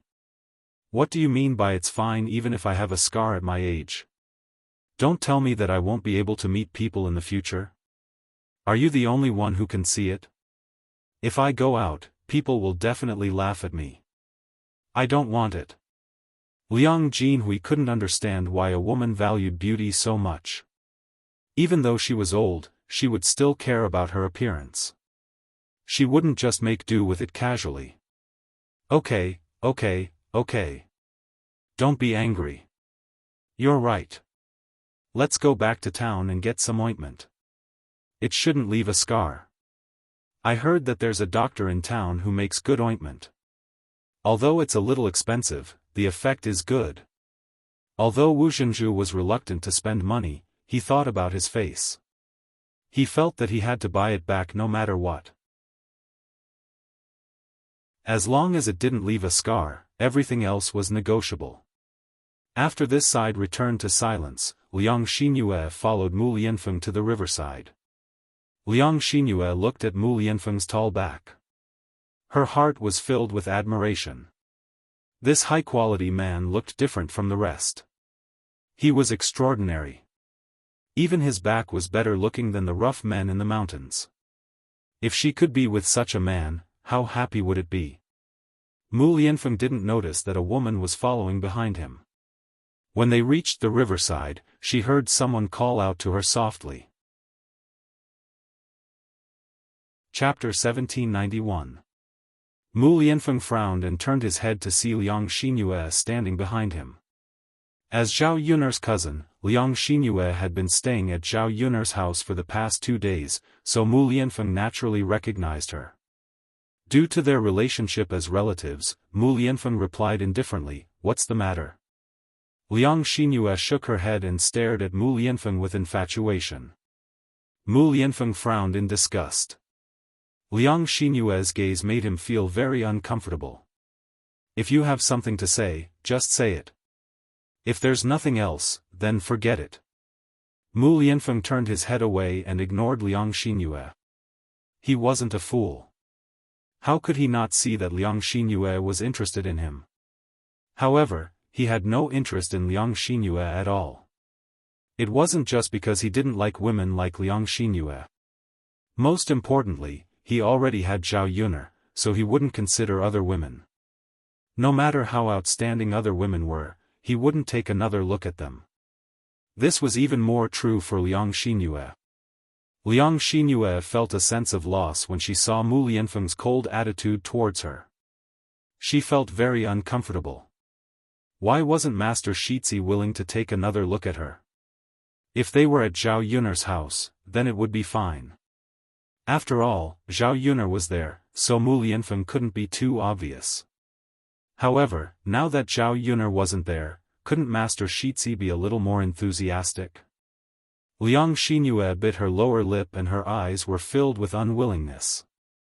She continued to speak coquettishly to Mu Lianfeng, "Master Shitzi, how can someone of your status do such menial work?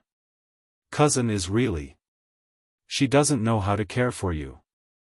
If I were her, I definitely wouldn't let you do such work." After Liang Xinyue finished speaking, she looked at Mu Lianfeng affectionately. How could Mu Lianfeng not understand the meaning behind Liang Xinyue's words? Was she trying to sow discord between him and Zhao Yun'er? This woman was a little interesting. However, how could he allow others to sow discord between him and Yun'er? He was the one who did this work, and it wasn't Yun who asked him to do it. Whether Yun cared about him or not, he was very clear.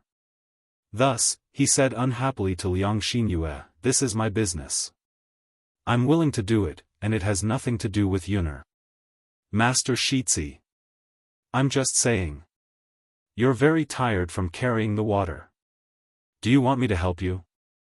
Liang Xinyue winked at Mu Lianfeng in a negotiating manner. Mu Lianfeng rejected her directly, "No need." After seeing Mu Lianfeng's attitude, Liang Xinyue knew that it would not be easy for her to get close to Mu Lianfeng. She felt even more disappointed. Liang Xinyue could not understand. Shouldn't men be very fickle? As long as a woman was shameless enough to seduce him, she would definitely fall for it. However, Mu Lianfeng did not fall for it. He was indeed different from other men. Or was Mu Lianfeng too loyal to Zhao Yuner? She did not believe. What was so good about Zhao Yuner? She was not as good as her. Perhaps she was not proactive enough, so Mu Lianfeng was indifferent. Liang Xinyue's eyes darted around, and she quickly grabbed the bucket in Mu Lianfeng's hand. Seeing that Liang Xinyue was about to snatch the bucket, Mu Lianfeng quickly pushed Liang Xinyue away. He did not know what Liang Xinyue's intentions were. With Mu Lianfeng's push, Liang Xinyue sat on the ground and cried out, "Io, Io." Mu Lianfeng glanced at Liang Xinyue indifferently. He did not know what Liang Xinyue was up to. Chapter 1792. You sprained your ankle? Mu Lianfeng was suspicious and did not immediately believe Liang Xinyue's words. He had a feeling that this woman was up to something. Liang Xinyue looked at Mu Lianfeng pitifully and continued to say to Mu Lianfeng, "Sir, I really sprained my ankle. It hurts so much. Can you come over and help me?" Mu Lianfeng replied indifferently, "You asked for it. Who else can you blame?" His attitude was very clear. He did not want to talk to her. This could not go on. Mu Lianfeng did not seem like a man who could be seduced so easily. However, Liang Xinyue was not willing to give up just like that. She continued to act coquettishly. "Sir, I don't have any other choice. I'm already injured. What else can I do? Are you just going to let me sit here and do nothing? Aren't you going to help me?" Mu Lianfeng snorted softly. "After I'm done carrying the water, I'll go back and tell your family to come and pick you up." Liang Xinyue opened her mouth. Mu Lianfeng's rejection was too direct. He did not even give her a chance. After Mu Lianfeng finished speaking, his gaze shifted away from Liang Xinyue. He held the bucket in his hand and carried the water. Liang Xinyue saw that Mu Lianfeng was really going to leave her here alone. Actually, her ankle was fine. She had deliberately said that she was injured because she wanted to gain Mu Lianfeng's sympathy and get closer to Mu Lianfeng. Who knew that Mu Lianfeng would be like this? Her plan was completely ruined. Now, Mu Lianfeng was really going to leave and not care about her. He was really going to abandon her just like that. Liang Xinyue was suddenly anxious. She felt that she had to be more thick-skinned this time, so she rushed directly to Mu Lianfeng and hugged Mu Lianfeng from behind. After that, she mustered up her courage and confessed to Mu Lianfeng, "Your Highness. I quite like you. I wonder if your Highness can give me a chance to get to know you better." Mu Lianfeng was slightly stunned. He never thought that Liang Xinyue would be so bold as to come over and hug him. This woman relied on his tolerance and became more and more unscrupulous towards him. The sense of disgust in his heart grew stronger. Even though Liang Xinyue was Zhao Yuner's cousin, she didn't hold back this time and kicked her out. Then, a splash was heard. It was the sound of someone falling into the water. The person who had fallen into the water was Liang Xinyue, who had been blown out by Mu Lianfeng. Liang Xinyue didn't know how to swim. After falling into the water, she struggled in the water and even shouted, "Help! Help!" Mu Lianfeng subconsciously felt that Liang Xinyue must be faking it this time, so he ignored Liang Xinyue. However, Liang Xinyue continued to struggle in the water. Her entire face was ashen and she looked like she was in extreme pain. If Liang Xinyue was faking it just now, he would believe it. Cola's ashen face from choking on water didn't look like it was faked. If this went on, someone might die. Although he hated Liang Xinyue and this woman had the guts to covet him, he didn't want her to die. Mu Lianfeng pondered for a moment, then picked up a bamboo pole from the riverbank and handed it to Liang Xinyue. Then, he started to sing. Liang Xinyue said indifferently, "Catch." Liang Xinyue hurriedly grabbed the bamboo pole. Mu Lianfeng then dragged Liang Xinyue to the riverbank. Only then did Liang Xinyue get up. Chapter 1793.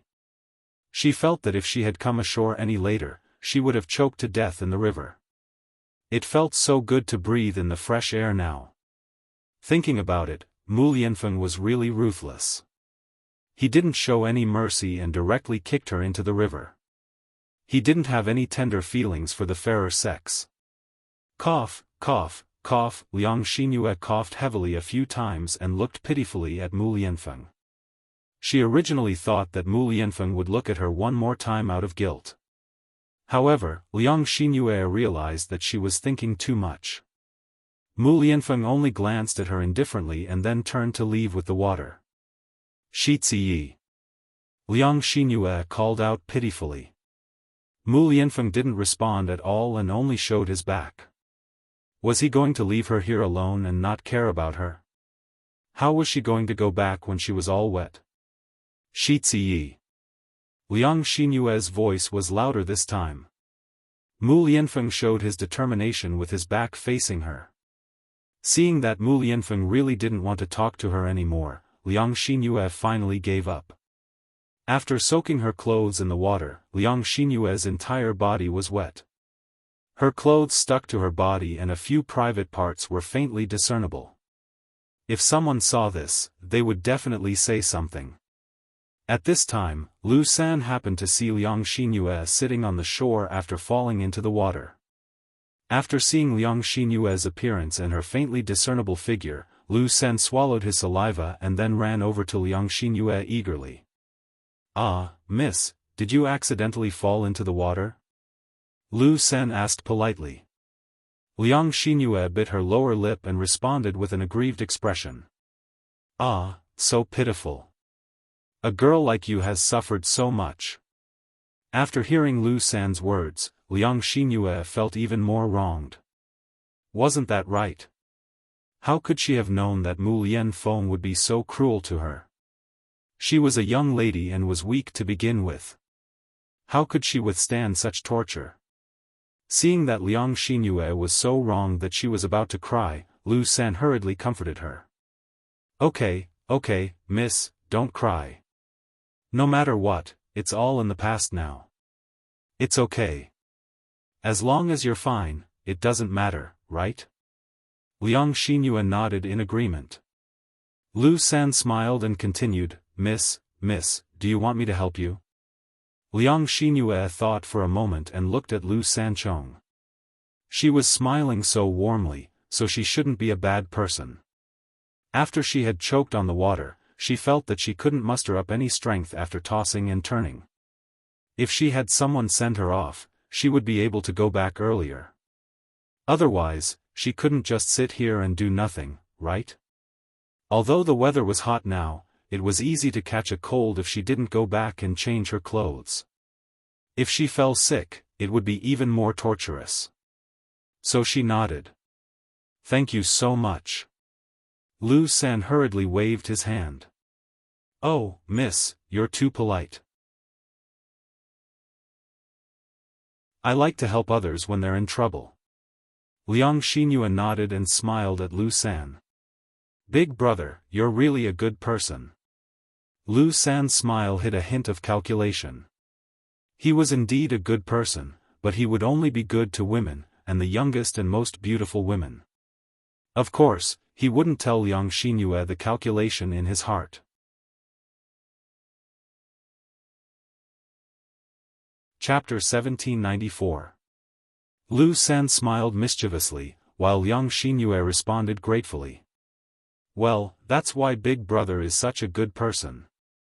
Well, miss, let's not talk so much. I'll send you back quickly. Lu San urged. In fact, he couldn't wait to have fun. Liang Xinyue in front of him looked very beautiful and very young. The taste of playing with her would definitely be extraordinary. Okay. Liang Xinyue responded. Lu San supported Liang Xinyue. Although she was not used to being with other men, she had no choice but to let Lu San support her. The feeling of having a beauty in his arms was extraordinary. Lu San glanced at Liang Xinyue's delicate little face and couldn't help swallowing his saliva. Miss, you're not from our Shuilan village, are you? Lu San chatted enthusiastically. Liang Xinyue shook her head. No, I'm here to see my relatives. Lu San was delighted when he heard that. It was easier to make a move if they were not from the same village. Who are your relatives? Lu San asked casually. My cousin's name is Zhao Yun, and my uncle's name is Zhao Wenhua. Liang Xinyue replied.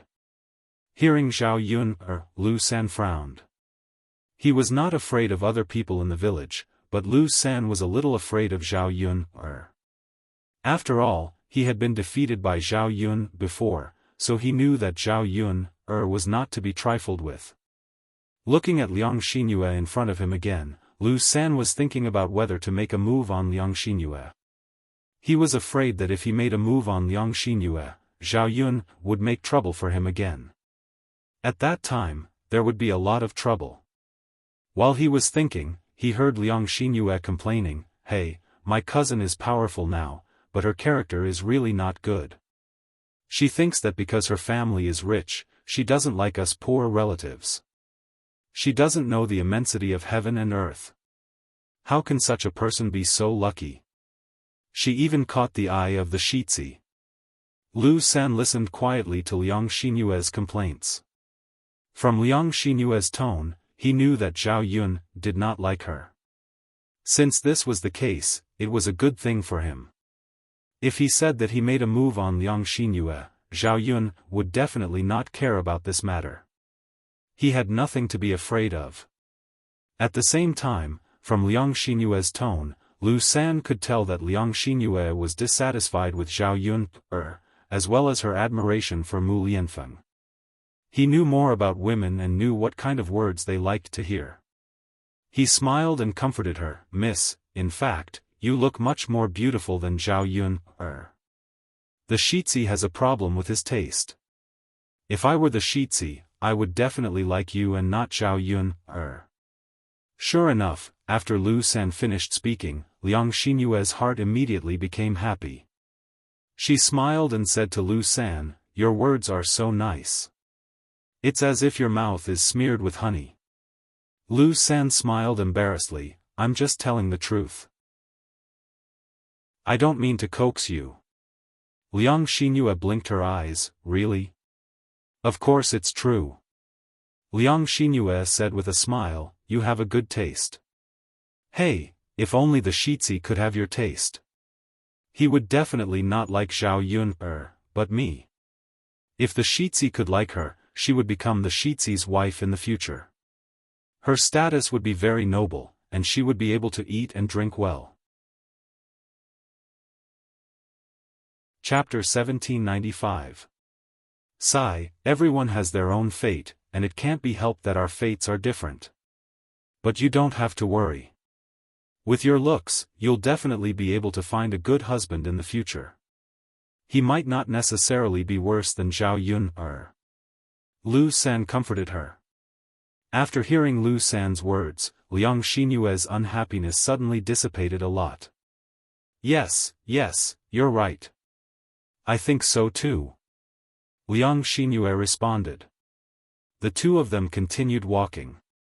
After walking for a while, they still hadn't reached Zhao Yun's house. Instead, they arrived at a forest. Liang Xinyue frowned and felt that something was wrong. She remembered that there wasn't much distance between Zhao Yun's house and the river, and the scenery didn't seem right. So she asked Lu San, who was beside her, "Big brother, did you lead us the wrong way? Why do I feel like something's wrong? This doesn't seem to be the way to my cousin's house, right?" Lu San smiled slyly again, patted his head and said, "Oh, look at my memory. I remembered the wrong way. Zhao Yun's family has moved to a new house now. This is the way to the old house, so I took you the wrong way." After listening to Lu San's explanation, Liang Xinyue finally understood. She nodded and said, "Yes, yes, that's good. Big brother, take me there now." Lu San responded, "Okay, don't worry, miss." "Yes, yes." The two of them continued walking. When they reached the depths of the forest and saw that there was no one around, Lu San couldn't wait to reach out and touch Liang Xinyue's butt. Along the way, his heart was burning. He couldn't wait to touch Liang Xinyue. However, this was not the right place. Once he touched Liang Xinyue, she might shout at the top of her lungs and run away. He had no choice but to control his temper and slowly lead Liang Xinyue into the woods. In this way, even if Liang Xinyue shouted loudly, no one would pass by. He could still manage the matter between him and Liang Xinyue. Liang Xinyue could only cry for help but to no avail.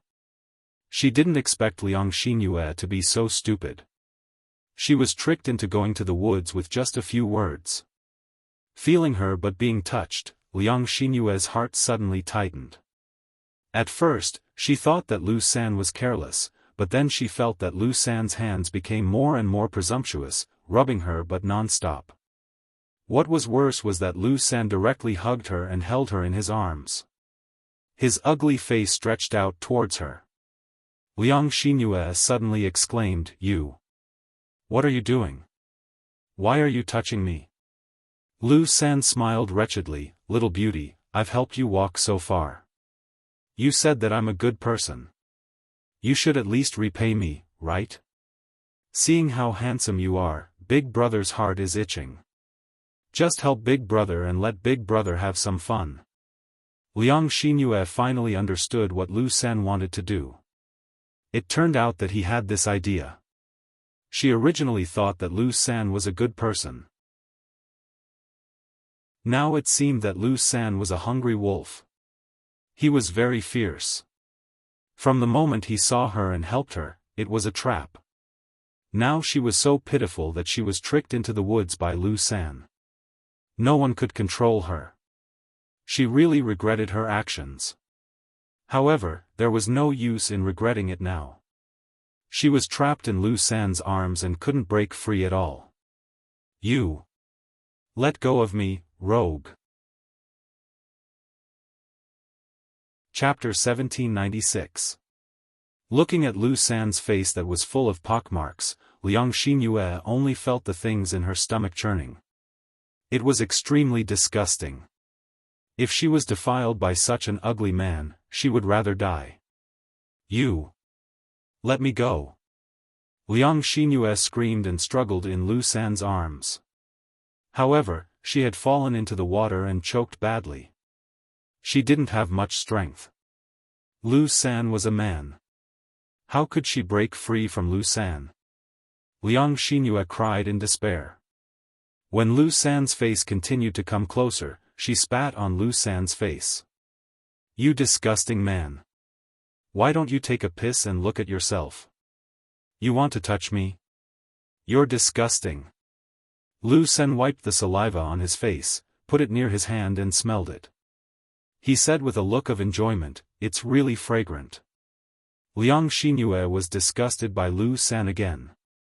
This man was a bit perverted. Lu San's heart was stirred. He couldn't wait to grab Liang Xinyue and press her on the ground. Then he began to help Liang Xinyue take off her clothes. After a while, Liang Xinyue's coat was taken off.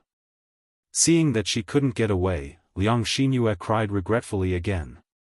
Go away, girl, don't struggle. No one here will come to save you. Why waste your strength? Let me have some fun. After I'm done, I'll let you go naturally. Liang Xinyue struggled a little, and Lu San continued to take off her clothes triumphantly. After taking off Liang Xinyue's pants, Lu San couldn't wait to enter her. Suddenly, a man came and scolded Lu San. What are you doing? How dare you do such a heinous thing in broad daylight? Lu San was stunned. He raised his head and glanced in the direction of the voice. Before he could react, he felt a kick land on him. Afterwards, Lu San was thrown heavily. He fell quite heavily and immediately spat out a mouthful of blood. Afterwards, Lu San lay on the ground. He was unable to move at all. Lu San and Liang Xinyue, who were lying on the ground, looked at this person at the same time. This person was in his 20s and was dressed in black. He looked mighty and domineering. It was obvious that he was not someone to be trifled with. She was none other than Mo Yen. Mo Yen encountered such a situation as soon as she came down the mountain. She couldn't bear to see others do such dirty things, so she came up and sent Lu San flying with a kick. Mo Yan's face was still cold even after Lu San was dealt with. She walked up to Lu San and directly grabbed Lu San's collar. She said to Lu San coldly, "Let's go. I'll take you to see an official. I'll let the county magistrate chop off your hand." Lu San immediately paled in fright when he heard that he had to see an official. He begged Mo Yen, "Young master, please let me go. I was just lustful for a moment. I won't do it again." Mo Yen rolled her eyes as if she was thinking about Lu San's words. Lu San hurriedly swore, "I really won't do it again. Young master, please believe me. If I do such a thing again in the future, I will definitely be struck by lightning and die a horrible death." Mo Yen snorted coldly, "I can tell from your face that you're not a good person. Since you've done something like this, you should be punished. However, you've hurt this girl. She'll decide where you'll go." Chapter 1797. At this moment, Liang Xinyue sat on the ground. The fear on her face had yet to disperse. Her clothes were in a mess. Her thighs and other private areas were exposed to the air. Mo Yen had never seen something like this before. Her face immediately reddened, and she was rather afraid to look at Liang Xinyue. He understood what it meant to look at indecent things extremely well. Liang Xinyue seemed to return to her senses. She put on her clothes in a hurry. Thinking about how if Mo Yen had not intervened earlier, she probably would have been defiled by Lu San already. Liang Xinyue struggled to imagine the consequences. Her engagement had already been annulled in the first place. This was a shameful matter in the countryside, so it was extremely difficult for her to find a good husband. Now that her body had been defiled, it was basically impossible for her to find a good husband. Fortunately, Mo Yen had saved her, which was equivalent to saving her life. Liang Xinyue looked at Mo Yen gratefully. She could tell with a single glance that Mo Yen was not a simple person, whether it was in terms of appearance or attire. He probably had a good status just like the young master, so she developed a sliver of admiration for Mo Yen. Although Mo Yen could not compare to the young master, he was still worlds apart compared to the rough men of the countryside. At the very least, he could be regarded as extraordinarily handsome. Just looking at him made people feel comfortable. Only after Liang Xinyue covered herself did Mo Yen turn around again. She said to Liang Xinyue, "Miss, this person tried to defile you, so you decide how to deal with him. What do you think we should do now?" Liang Xinyue glanced at Lu San. She ground her teeth in hatred towards Lu San. This man had almost caused her to lose her chastity. How could she let him go so easily? Just when Liang Xinyue made up her mind to report this to the authorities, Lu San looked around and persuaded her, "Miss, I was just lustful earlier. I can guarantee that I won't do it again. Please be magnanimous and let me go. If they really arrest me, it might not be a good thing for Miss." Young lady, think about it. Although I haven't really done anything to Auntie, it's inevitable that there will be a lot of gossip. When the time comes, it will affect young lady's reputation. I'm a man so it's fine, but when a lady marries in the future, I'm afraid. It had to be said that Lu San was used to using women's psychology to successfully bully many people. When Liang Xinyue heard this, she felt that what Lu San said was indeed very reasonable. If Lu San was arrested and sent to the officials, although Lu San would be punished by the officials, she would also be implicated at the same time. For her now, how could there be any more rumors? If that happened, she might not be able to get married. She could not bear the consequences. After hesitating for a while, she bit her lip and said to Mo Yen, "Young master, let's just forget about it." Although this person went a little overboard, it was fortunate that young master acted in time and didn't taint me. I'm still at a marriageable age. I don't want people to gossip about me. Mo Yen thought about it and said to Liang Xinyue, "All right then. It's still up to Miss to make the decision. If Miss thinks it's fine, then it's fine." "All right." Liang Xinyue replied weakly. She could not help but glance at Mo Yen. Seeing how handsome and righteous Mo Yen was, she admired him even more. Chapter 1798. Lu San lay on the ground like a dog. He nodded in a hurry, "Yes, yes, yes. I definitely won't do it again." "Then piss off." Mo Yen kicked Lu San's butt again. Lu San crawled forward in fright. He wanted to leave as soon as possible, afraid that Liang Xinyue and Mo Yen would go back on their words and send him to the authorities. Before Lu San left, Mo Yen suddenly said, "Wait." Lu San's heart suddenly tightened. He turned around bitterly and asked Mo Yen, "Is there anything else, young master? Don't tell anyone about this. If I find out that you spread any rumors, I'll skin you alive." Mo Yen said coldly.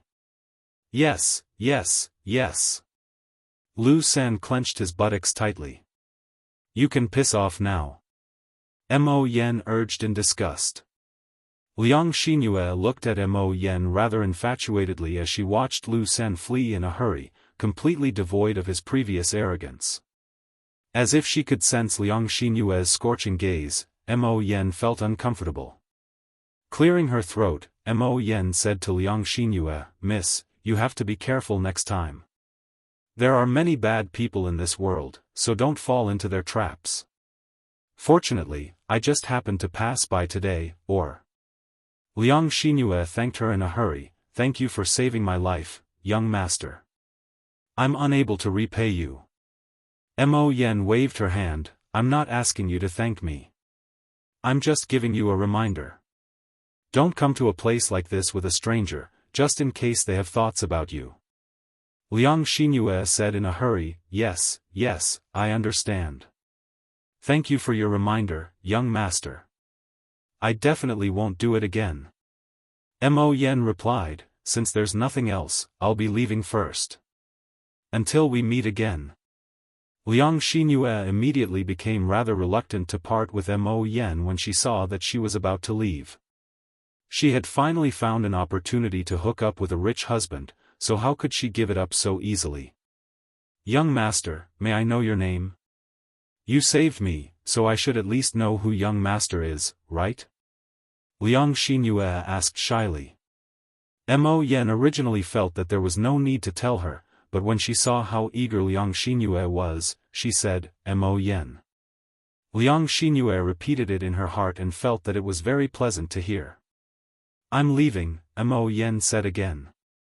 Liang Xinyue immediately pretended to be pitiful and said, "Young master, I don't even know where I am right now. I'm not from this village, so I don't know the way. I wonder if young master can take me away." Mo Yen studied Liang Xinyue and only then did she understand. It was no wonder that Liang Xinyue had been tricked by Lu San. She probably did not know the way, nor did she know that Lu San was a bad person, which was why she had been brought here. "Young master, can you take me away? I'm afraid I'll come across some bad people along the way. Liang Xinyue bit her lip and looked at Mo Yen pleadingly. Mo Yen thought about it. Since she had saved Liang Xinyue, leaving Liang Xinyue here really was a little unreasonable. If Liang Xinyue encountered any danger, she would feel very guilty, so she nodded and asked casually, "May I ask where you're going?" "I'm not from this village, so I don't know the way very well." Chapter 1799. Mo Yen could not help but sigh inside when she heard Liang Xinyue say that she was Zhao Yun's cousin. It looked like she had saved the right person. He might not have known about other people's families, but he did know about Zhao Yun's family. He replied to Liang Xinyue, "I know. I was just about to go." "Really?" Liang Xinyue blinked her eyes in some excitement. "Yep." Although she was unable to guess the relationship between Mo Yen and Zhao Yun, Liang Xinyue was still extremely excited. The two of them headed towards Zhao Yun's home under Mo Yan's lead. They arrived at Zhao Yun's home before long. Wu Zhenju hurried over when he saw Liang Xinyue return soaked. He asked nervously, "Oh my, what happened to you? Did you fall into a ditch?" Liang Xinyue glanced at Mu Lianfeng and answered pitifully. "Yep. I fell into the river. I almost drowned." Wu Zhenju was so scared that her face turned pale. She patted her chest and reprimanded Liang Xinyue, "I say, you wretched girl, why did you run to the river?" Liang Xinyue only felt even more wronged. Wasn't she trying to get close to Mu Lianfeng? When her mother saw Mu Lianfeng and returned to the Liang family, she constantly urged her to find an opportunity to seduce Mu Lianfeng. Who would have thought that something like this would happen? She had almost lost her life. Liang Xinyue was originally rather unwilling to give up. She wanted to continue seducing Mu Lianfeng, but now that she had met Mo Yen, Liang Xinyue felt that Mo Yen was rather good. She felt that Mo Yen was not bad either. The chances of seducing Mo Yen were much higher than seducing Mu Lianfeng. She might as well change her target. Why did she have to do those impossible things? "Mother, I don't want to do this either." "Isn't this?" Liang Xinyue looked at Mu Lianfeng and meowed a few times. Wu Zhenju immediately understood and didn't say anything more. Hence, he hurriedly said, all right. It's good that you're fine now. Look at you, you're all wet. Hurry up and change your clothes. Don't catch a cold." Liang Xinyue mumbled, "Mother. I don't have any. We're not at home. Where would I get clothes to wear?"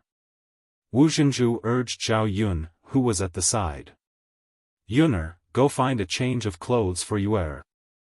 Although Zhao Yun was rather displeased with the way Wu Zhenju spoke to her, she knew that Liang Xinyue would catch a cold if she didn't change into clean clothes when she saw how wet she was.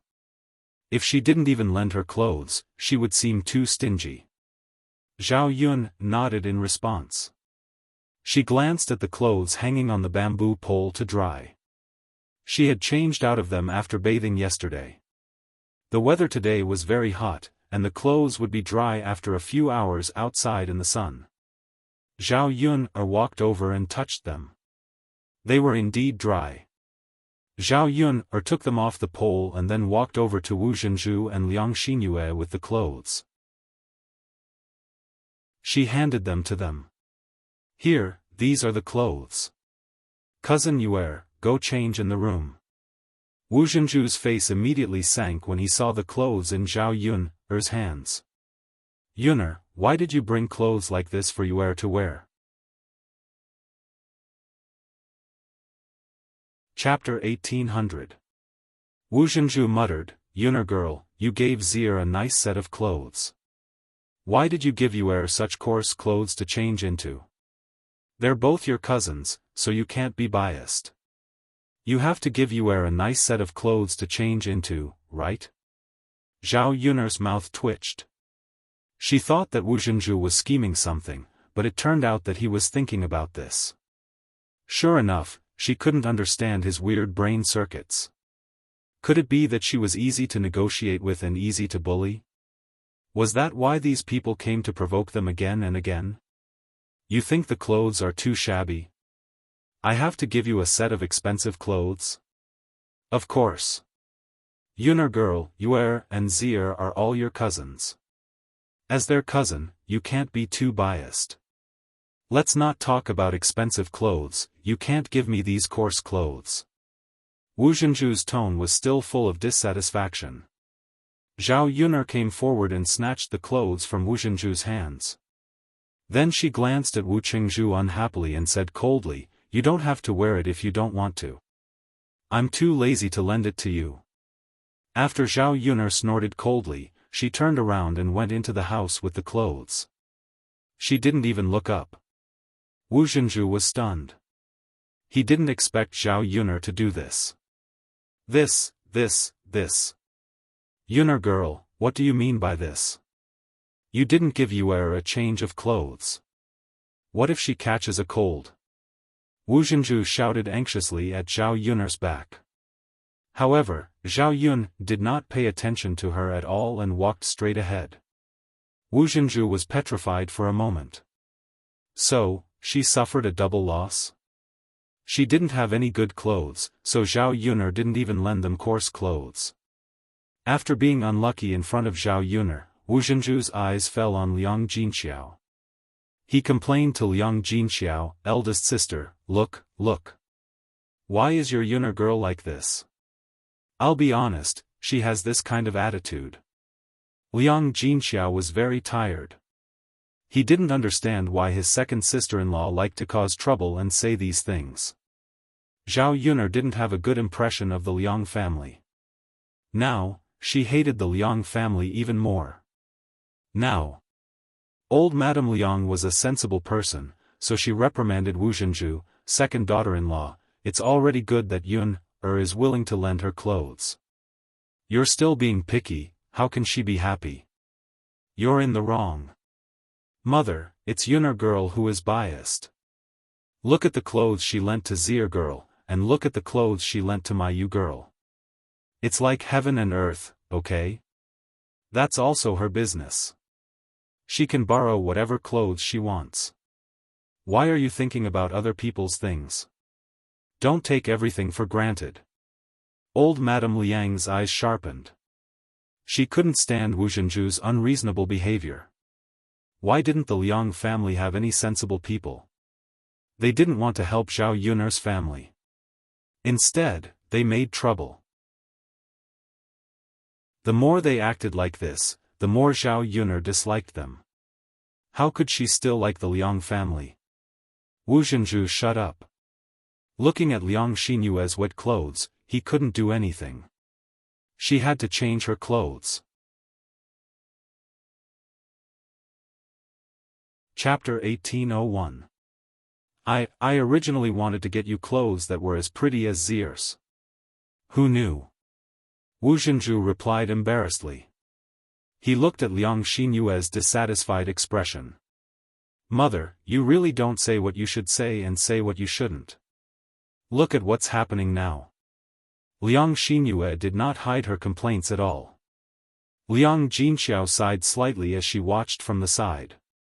She felt that this really could not go on, so she said to Liang Xinyue and Wu Zhenju, "I still have some clean clothes.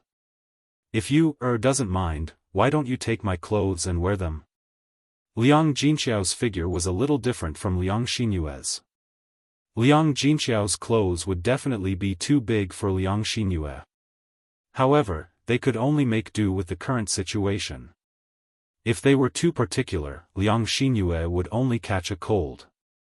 Liang Xinyue thought about it and nodded, "All right then. Auntie, bring me your clothes and make do with them." "All right." Liang Jinxiao replied with a smile before entering the room. Zhao Yun came out of the room again with a sunken face. She really could not be nice to these people. Liang Xinyue changed into Liang Jinxiao's clothes and came out. She looked at her own clothes and felt that they were really ugly. The pudding clothes were loosely wrapped around her body, making her look even more dusty.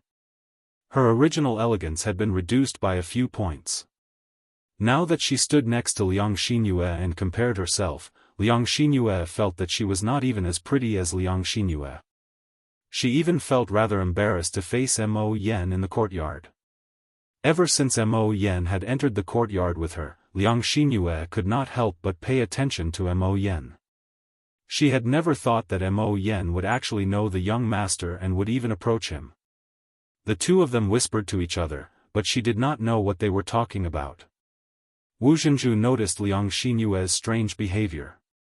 Thinking about how Liang Xinyue had returned with Mo Yen, he prodded Liang Xinyue and whispered into Liang Xinyue's ear, "I say, you, who is this young master? He didn't look like a simple character. Just now, mother saw the two of you coming back together. Do you know him?" Liang Xinyue quickly shook her head. "Mother, I don't know her. I only saw her today." Wu Zhenju replied resentfully. He then stared at Mo Yen and became rather interested in her. When Mo Yen and Mu Lianfeng finished talking and Mo Yen sat down to drink some water, Wu Zhenju eagerly made his way over to Mo Yen and began to chat with her enthusiastically. Mo Yen saw that Wu Zhenju was a relative of Zhao Yun's, so she was too embarrassed to ignore him. "Young master, you look quite handsome. You must be someone important, right?" Mo Yan's lips twitched as she smiled awkwardly. "You must be joking. I'm just an ordinary person. How can I be someone important? At most, she was just a servant for Mu Lianfeng." She really did feel diffident from Wu Zhenju's words. Wu Zhenju did not believe Mo Yan's words. Instead, he said, "Young master, you really are too modest. Since you're related to the young master, you must be someone important." Mo Yen frowned slightly. How could he say that? However, in the eyes of the villagers, he did seem to possess quite a good status. At the very least, he had an official position, similar to a constable. Chapter 1802. Mo Yen was very curious. Why was Wu Zhenju asking her this? Wasn't it a little too gossipy? It was like he was investigating her. Mo Yen thought about Wu Zhenju's eager expression before replying honestly to Wu Zhenju, "No, auntie. I'm still single." Wu Zhenju immediately smiled uncontrollably when he heard Mo Yan's reply. "Oh my, that's fantastic." Mo Yen was speechless.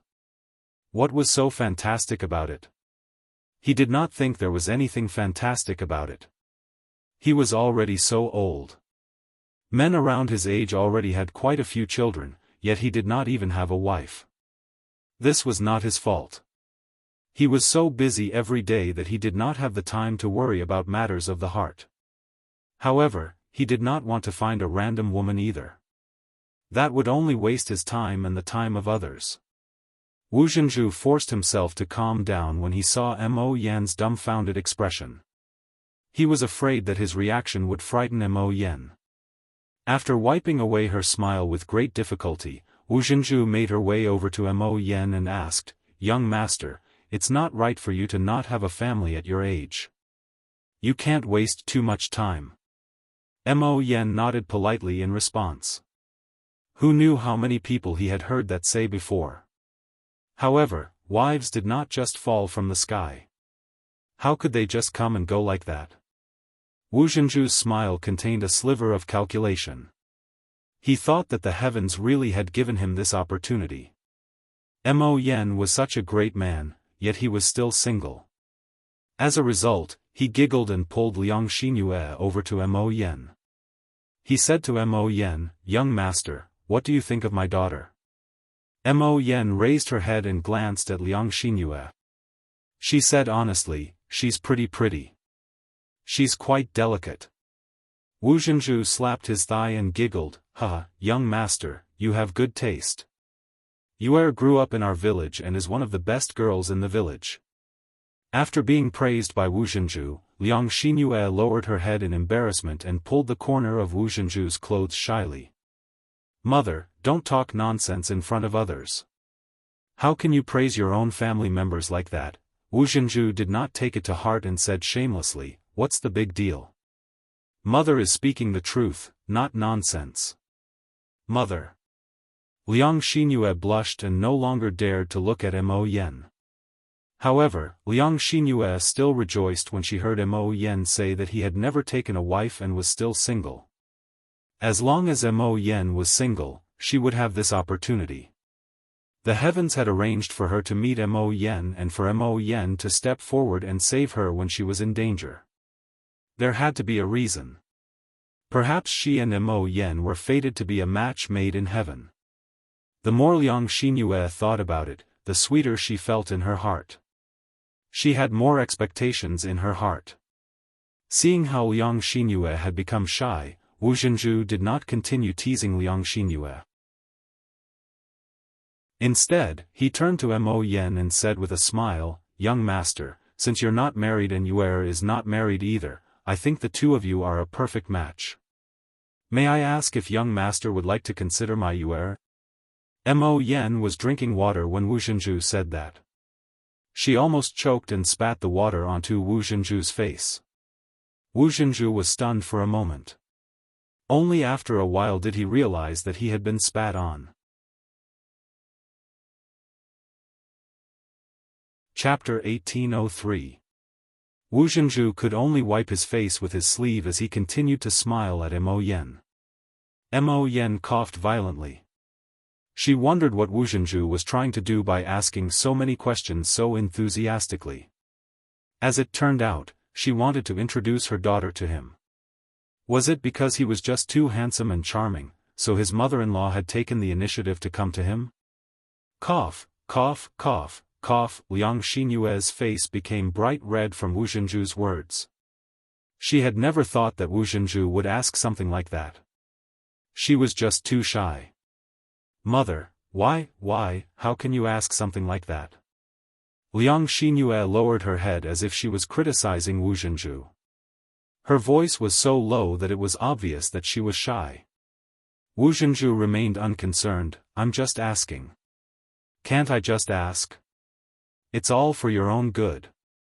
You can tell with a single glance that this young master is a good man.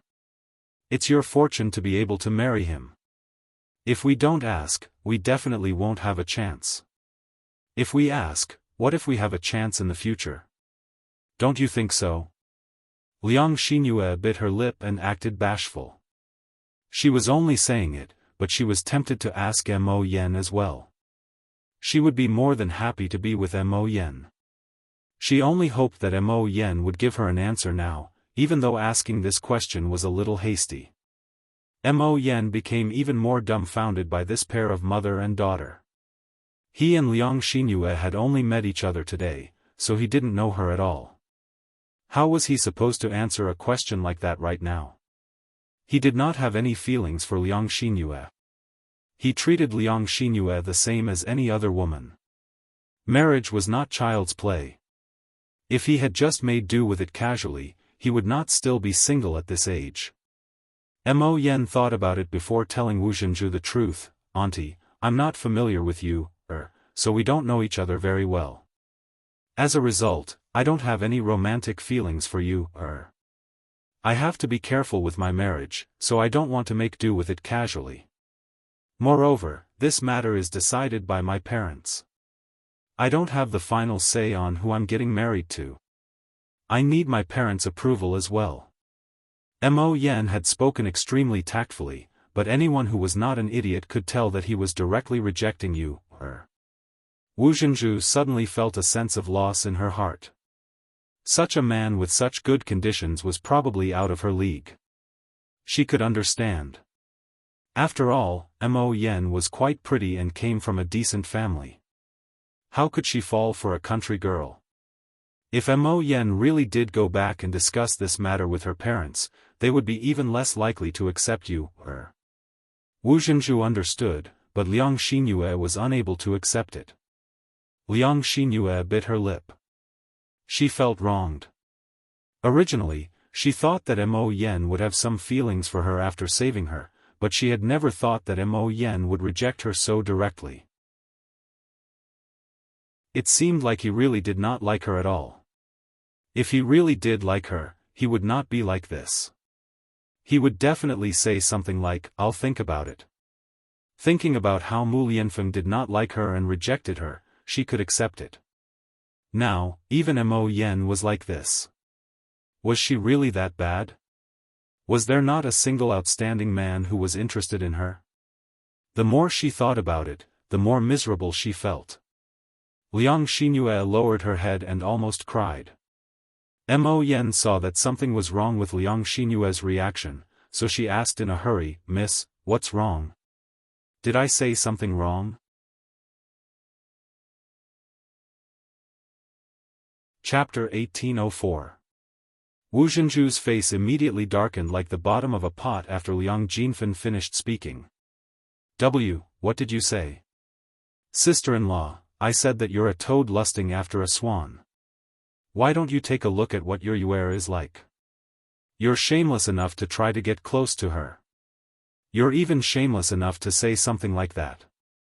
You're clearly throwing your daughter to an outsider. Not many people would do something like that. TSK. Liang Jinfen did not hide the mockery in his voice at all, causing Wu Zhenju to flush red in embarrassment. She was already so old, so she understood everything. How could she not know what Liang Jinfen was implying? Second sister, you don't have to be so direct. But you don't have to make a fuss. Your second sister-in-law has done this kind of thing many times. It's not a rare thing, Guocaixia said with a smile. She was the same as Liang Jinfen. She felt that Wu Zhenju was a toad lusting after a swan.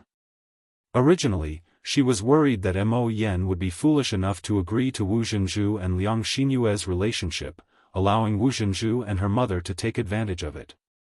Only when she heard Mo Yan's refusal did Guocaixia become relieved. Wu Zhenju said with a red face, "How am I a toad lusting after a swan? He's unmarried, so why can't I ask? That depends on the situation. It's clearly impossible. Isn't that just wishful thinking?" Seeing that they had quarreled again, Zhao Yun said coldly, "If you want to quarrel, then get out of my house. You're so annoying." The three women only calmed down when they saw Zhao Yun's ugly expression. They were afraid that Zhao Yun would really get angry and chase them out. It was still very hot right now.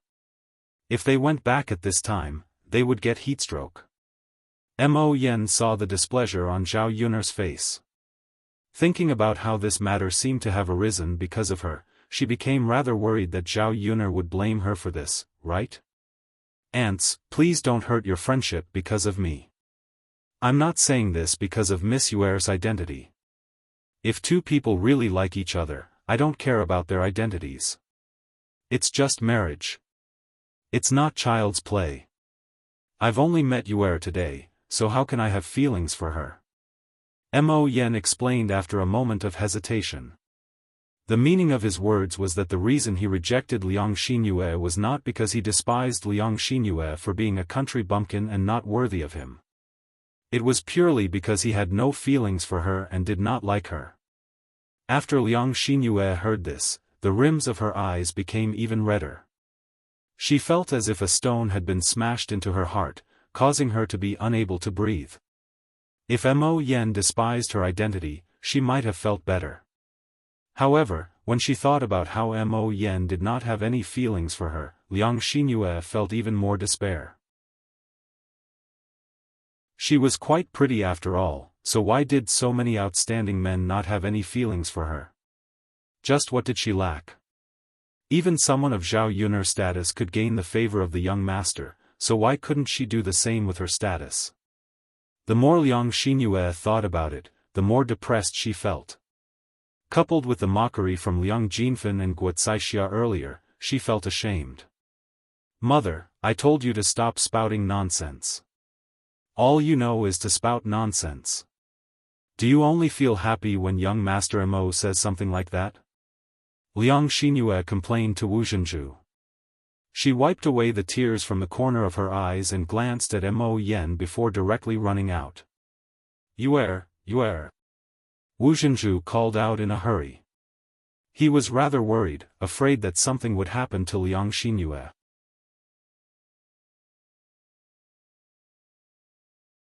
Chapter 1805. Wu Zhenju sighed. He felt that Liang Jinxiao was right, so he could only leave Liang Xinyue alone to calm down. How could she not feel terrible that she had missed out on such a good husband? Mo Yen rubbed her forehead and felt a sense of guilt. It seemed like he had caused quite a lot of trouble. Should he not have appeared? If she had known earlier, she would not have left the mountain. Zhao Yun seemed to see through what Mo Yen was thinking. She walked up to Mo Yen and patted her shoulder. Don't pay attention to them. Mo Yen smiled awkwardly. Miss Yun, aren't they your relatives? Zhao Yun snorted gently. So what if they're my relatives? I don't even like them, so why are you being so attentive? Mo Yen fell silent. She felt that Zhao Yun did make sense. Zhao Yun did not seem to have a good impression of these relatives. She probably could not be bothered with them. If that was the case, there was no need for her to deal with them carefully. After sitting for a while, Zhao Yun realized that none of the family members had any intentions of leaving.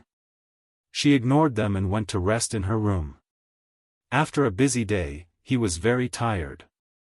Especially after lunch, he was very sleepy. After Mu Lianfeng finished fetching water, Liang Jinxiao and Li Chuiying busied themselves with washing the dishes.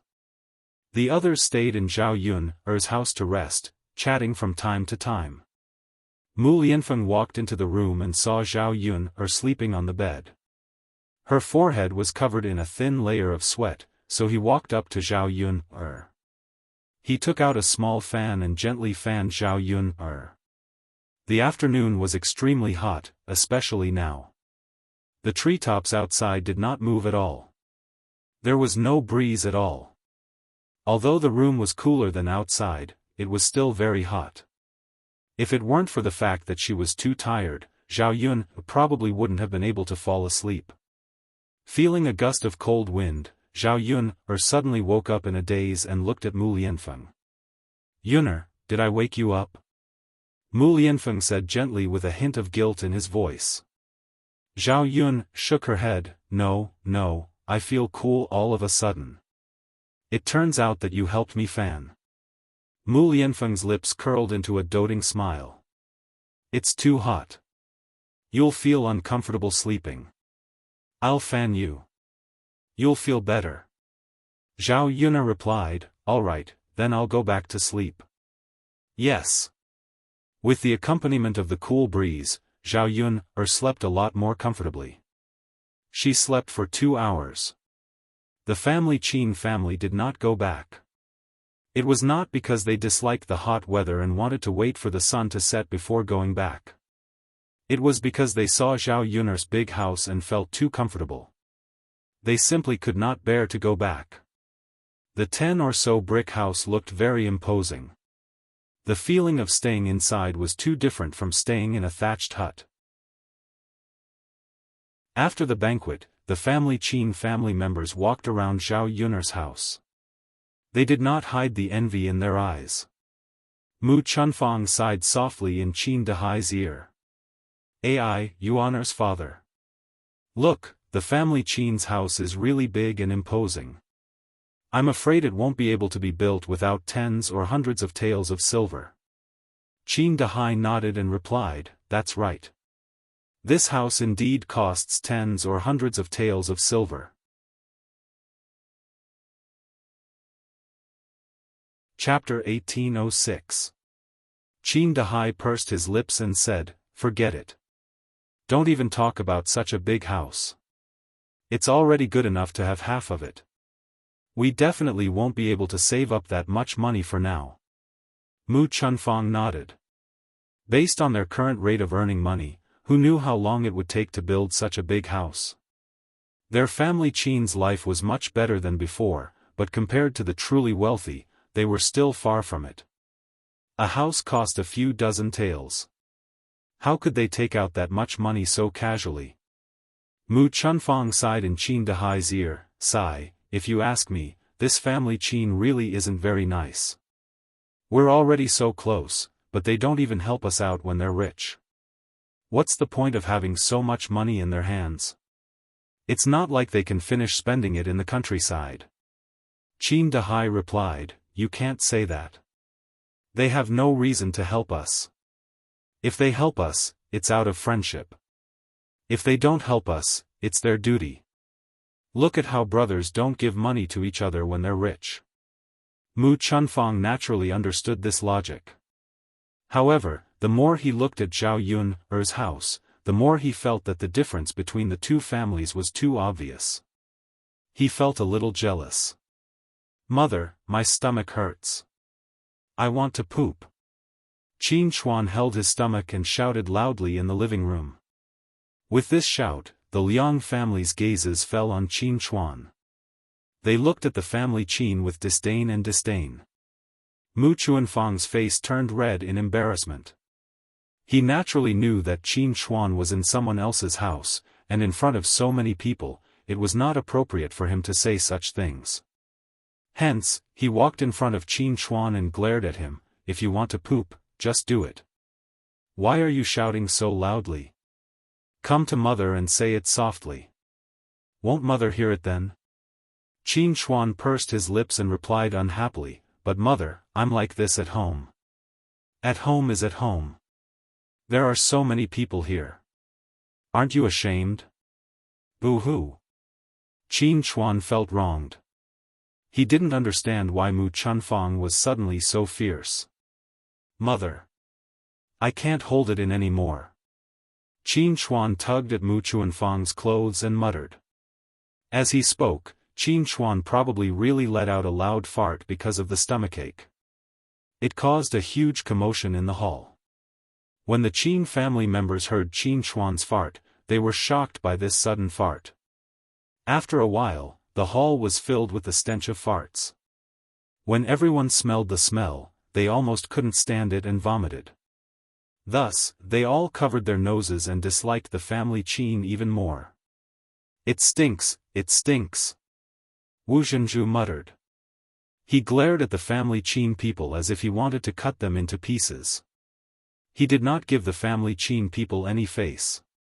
Mu Chuanfang's face turned even redder. He replied to Wu Zhenju with some embarrassment, "I'm so sorry.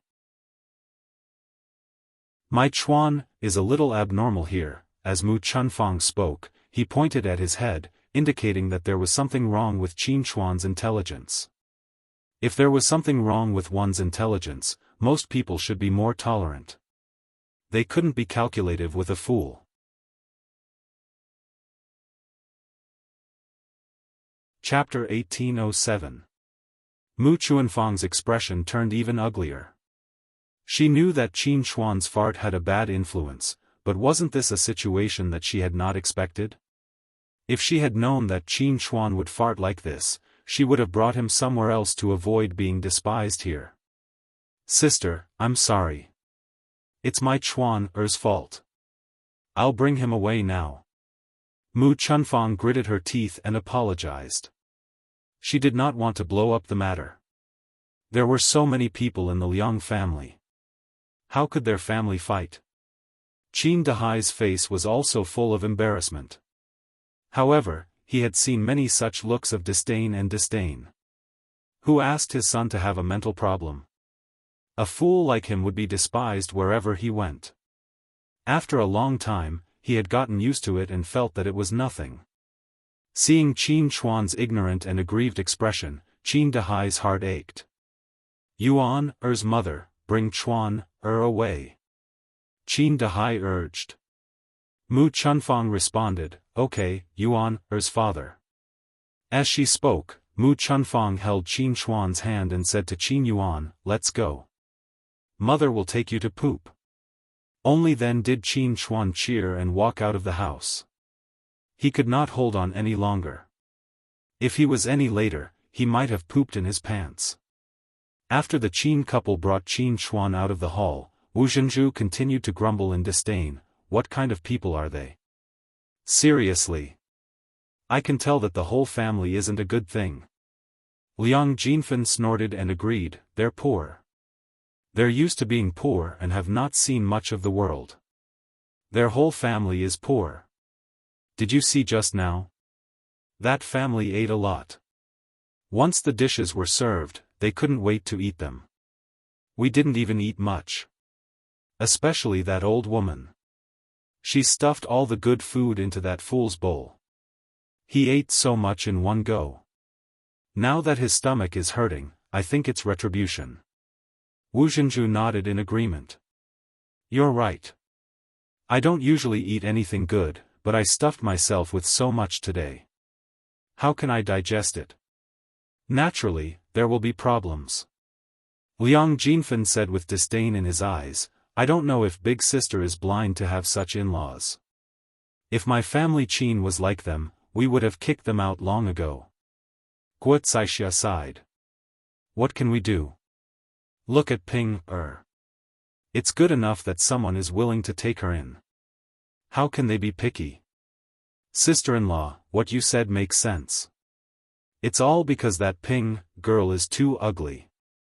Otherwise, who would be willing to marry such a family Qin? Sigh, let's not talk about it anymore. It's fine as long as it's not ours. We're only together today.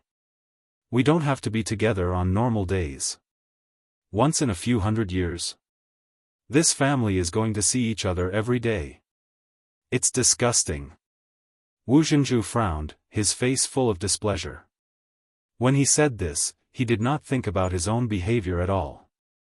Mu Chunfang brought Qin Chuan out of the house.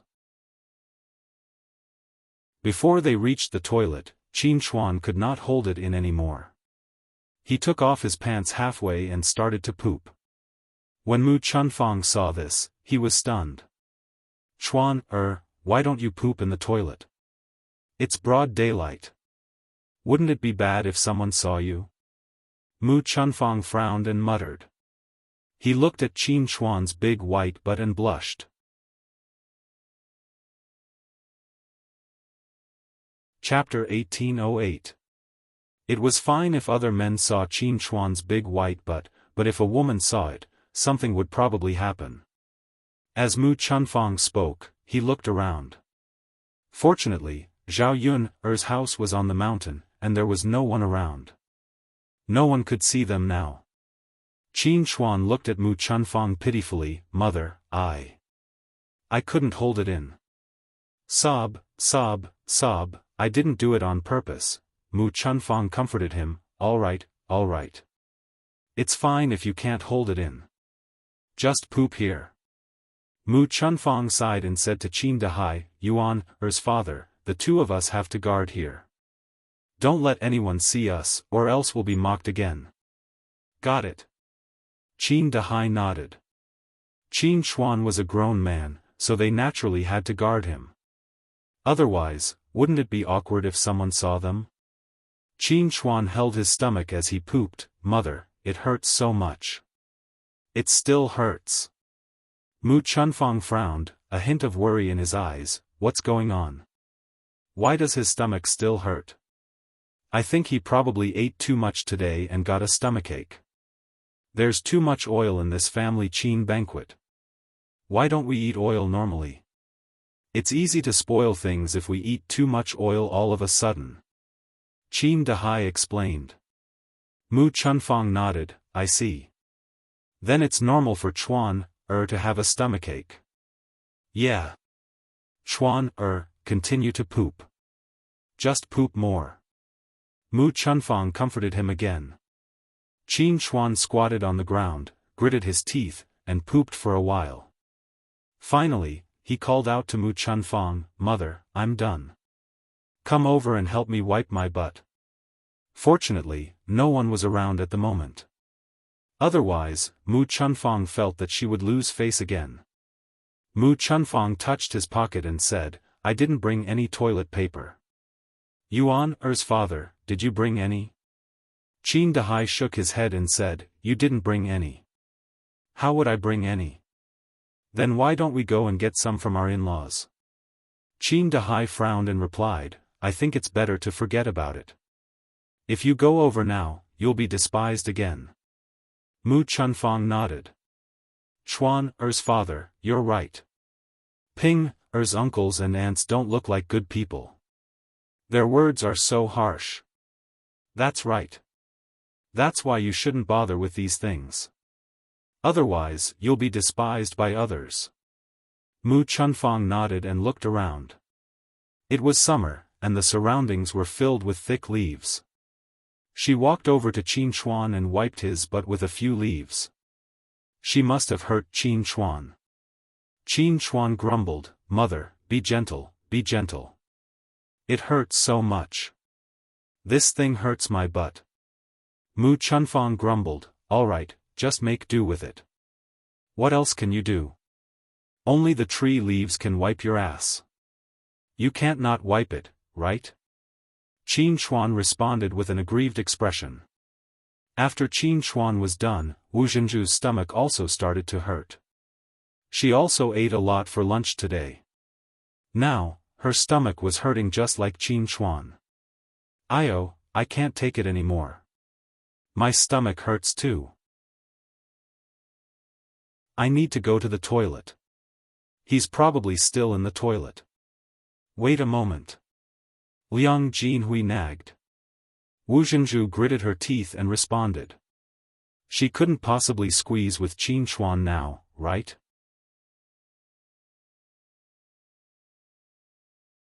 Chapter 1809. After venting, Wu Zhenju's entire body felt much more comfortable, and her body also relaxed. Wu Zhenju heaved a sigh of relief. After he was done, he got up from the latrine, fastened his pants, and walked out of the latrine. As he walked, Wu Zhenju suddenly felt that something was wrong. He seemed to have stepped on something sticky. It would have been better if he didn't look, but when he did, he was almost disgusted. Because what he saw when he lowered his head was none other than a disgusting pile of poop. The poop was still wet. It was obvious that he had just pooped not long ago. Wu Zhenju clutched his chest and almost vomited. He hurriedly rubbed his feet on the grass a few times, and only stopped when it was almost clean. He couldn't help but curse, "What kind of person is this? Who is so disgusting to poop here? Why didn't he use the latrine when there was a latrine? Did he purposely let someone step on it?" After he was done cursing, Wu Zhenju's eyes darted around. He thought that no one would do such a disgusting thing. Normal people would definitely go to the latrine, except for abnormal people. He suddenly realized that Qin Chuan, that idiot, had just pooped. It seemed like it could only be him. At the thought of this, Wu Zhenju felt like he couldn't vent his anger. She already disliked the family Qin people, and now that they had made her feel disgusted, she couldn't wait to teach them a lesson. Wu Zhenju couldn't suppress the anger in his heart. He angrily ran towards Zhao Yun, Er's house. The moment he saw Qin Chuan, he went up to him and spat at him. When the family Qin people saw this situation, they couldn't remain calm. They had already tolerated the Liang family enough, but they couldn't bully them to this extent, right? "What are you doing?" Mu Chunfang only asked coldly. He didn't have a good attitude towards Wu Zhenju either. Qin Dahai went up to Wu Zhenju and complained, "Sister, what are you doing?" "I'm just fine. How did I offend you?" Wu Zhenju continued to spit and scolded like a shrew. "What have you done?" Could it be that he was still unclear in his heart? "Do I have to mention it?" Qin Dahai's face darkened. "What have we done? Why don't you just tell me? It's not like you've killed or set a fire. Is there a need to be so rash?" Wu Zhenju put his hands on his waist, pointed at the family Qin, and scolded, "Your whole family is shameless, always doing shameful things. Don't use a fool as a shield. Could it be that a fool doesn't know how to poop in a latrine? I really had to hand it to him. He just found a random place to poop and settled it. How can you be so vulgar? Hearing Wu Zhenju's scolding, the family Qin members immediately understood what Wu Zhenju was referring to, and their faces turned red. Although Mu Chunfang was a little embarrassed, he still said stubbornly, "So what? Our Chuan didn't do it on purpose. He couldn't hold it in halfway, so he pooped.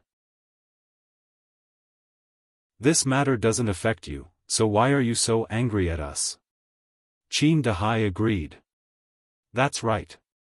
This is our matter. What right do you have to tell us what to do? Isn't it a little too much to treat us like this?"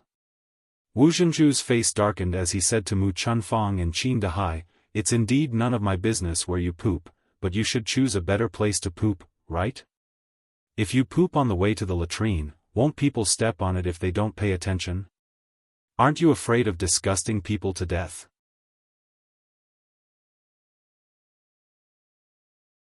Chapter 18:10.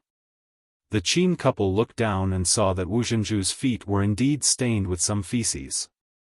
There was still some feces on his feet that had not been wiped clean. They immediately blushed with guilt. Wu Zhenju did not let them off and continued to scold, "What kind of family are you? You're not presentable, yet you still dare to come out and embarrass yourselves." Qin Dahai was embarrassed. Even so, he could not say that about their family, right? What right did Qin Chuan have to scold their entire family for what he did? Mu Chunfang was originally holding back, but when he saw that Wu Zhenju's scolding was getting more and more vicious, he gritted his teeth in anger and scolded back, "Our Chuan did not do it on purpose. Who asked you to be careless? What a waste of your eyes. I think you're more like blind." Wu Zhenju was so angry that his body trembled. "Who are you calling blind? Who else could I be scolding? Of course it's you." Mu Chunfang also spat on the ground. "All right, who do you think you are? How dare you scold me? See if I don't come over and teach you a lesson." Wu Zhenju rolled up his sleeves and looked like he was about to fight. Mu Chunfang was also angry and retorted indignantly. "All right, come on. Whoever admits defeat first today is a beast." The commotion caused by the two families woke up Zhao Yun, who was sleeping in the room. Zhao Yun rubbed her sleepy eyes.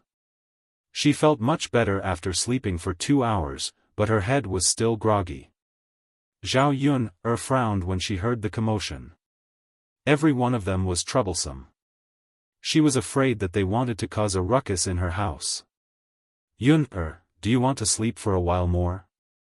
Mu Lianfeng whispered into Zhao Yun's ear. Zhao Yun shook her head. "There's so much noise outside. How can I sleep?"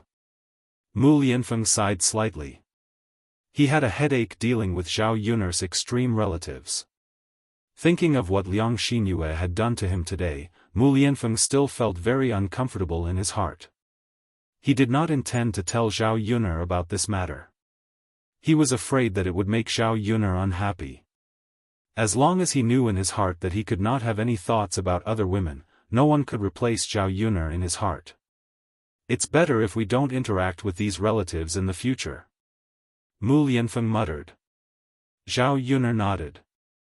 If she could walk less, she naturally didn't want to have any contact with these weirdos. Zhao Yun tidied up and walked out of the house. When she saw Wu Zhenju and the family Qin people fighting, Zhao Yun raised the cup on the table and smashed it at the feet of Wu Zhenju and the Qin couple. Then, she warned them in a cold voice. "All of you, get out of here. Don't forget that this is my house." Wu Zhenju and the Qin couple were shocked. They subconsciously jumped away when the cup fell to the ground. Wu Zhenju patted her chest in shock. If she hadn't jumped in time just now, the cup would have smashed directly on her body. They looked at Zhao Yun in fear. Zhao Yun's eyes were cold. Before they could speak, Zhao Yun repeated, "It's getting late. The banquet is over, and the sun is setting. I think you should go back." This was a direct gesture to chase them away. Zhao Yun thought that the house would be quieter after these people left.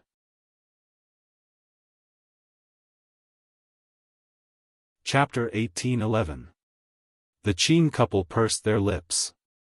That Yun, Ping, and Yuan haven't come back yet. We have to wait for her to come back before we go back together. Zhao Yun replied angrily, that's your business. You can go out and wait. My house can't accommodate these big Buddhas. Her attitude was very obvious. There was no room for discussion. They had to leave now. The Qin couple looked at each other. They originally wanted to talk to Zhao Yun nicely. Zhao Yun shouldn't be too difficult. Now, seeing Zhao Yun's attitude, they knew that Zhao Yun wouldn't agree no matter what they said. The Liang family was even more embarrassed. Liang Jinshun stood up and said, okay. It's almost time. Let's go back. With Liang Jinshun's words, the others followed suit. It was indeed not early. Even if they didn't want to go back, they couldn't stay at Zhao Yun's house for long. There was no point in wasting time. They couldn't stay at Zhao Yun's house for the night. That, husband, about mother. Wuxia pointed at old Madame Liang. They had discussed before and arranged for old Madame Yang to stay at Zhao Yun's house for a period of time. Liang Jinshun glanced at old Madame Yang and then discussed with Zhao Yun, can your grandmother stay at your house for a period of time? It's very hot in our thatched hut. At night, the mosquitoes are very noisy. Your grandmother can't sleep well every night. She can't lift her spirits. She said that she felt much better after sleeping at your house last night. So we, as her children, think that if your grandmother stays at your house for a period of time, her health may be much better. When summer is over, we will take your grandmother back. She won't stay here forever. Zhao Yun heard Liang Jinshun's words and glanced at old Madame Liang. Old Madame Liang lowered her head and looked a little lonely. How could she not know that her uncles and aunts only felt that her grandmother was a burden? Now, they wanted to abandon her family as much as possible. Zhao Yun thought for a while. If old Madame Liang was a troublemaker, she naturally wouldn't stay. But after meeting her several times, she felt that old Madame Liang was an amiable old lady. She was good to her. After thinking for a moment, Zhao Yun agreed, all right then, Grandma will stay at my house for a while. Wu Zhenju and Wuxia both heaved a sigh of relief, as if they had just gotten rid of a burden. These people's reactions naturally fell into Zhao Yun's eyes. Zhao Yun secretly sighed. They were all unfilial people. Their parents worked hard to raise them, but when they were old, they didn't know how to treat them well. Old Madame Liang looked at Zhao Yun with a touch of guilt in her eyes. After all, she might disturb Zhao Yun's family in the coming days. Zhao Yun didn't think much of it. One more person was just one more mouth to feed. There were so many people at home who could help with the trivial matters on a daily basis. Liang Jinshun smiled and said, that's good. Yun girl, then we'll go back first. Okay. Seeing that the weirdo was about to leave, the cold light in Zhao Yun's eyes receded. Seeing that the Liang family was about to leave, the family Qin people suddenly became anxious. They wanted to delay and not leave, but when the others left, they didn't have the intention to stay.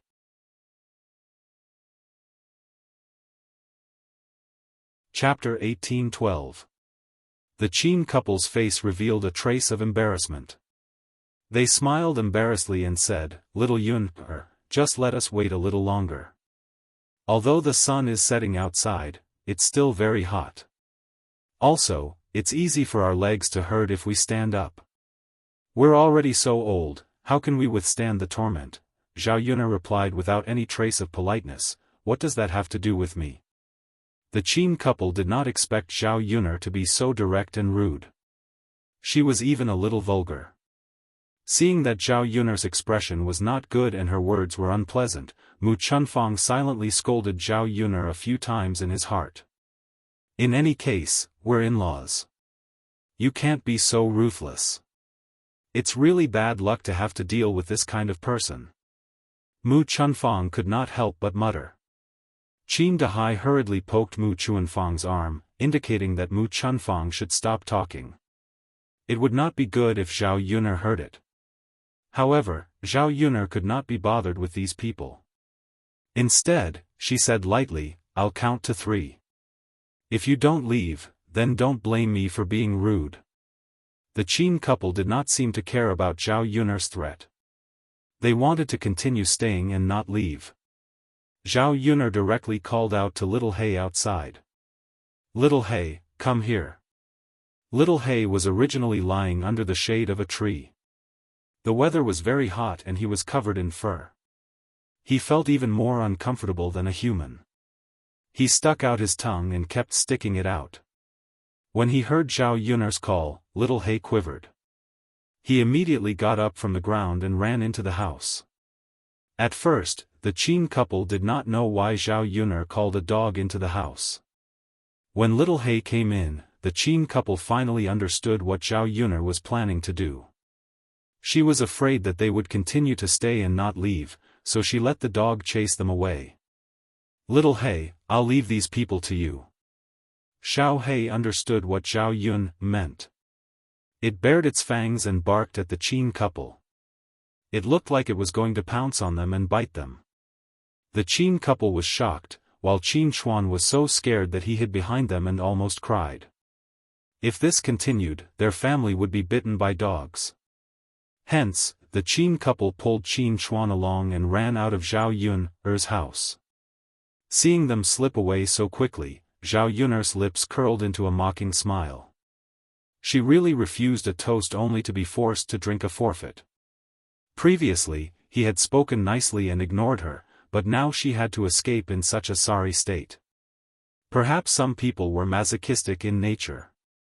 After the Liang family and the rest of the family left, the hall of Zhao Yun's house became empty, and the house became much quieter. Outside the house, Liang Jinyu had already helped Zhao Yun prepare the bowls and chopsticks. The kitchen was also tidied up.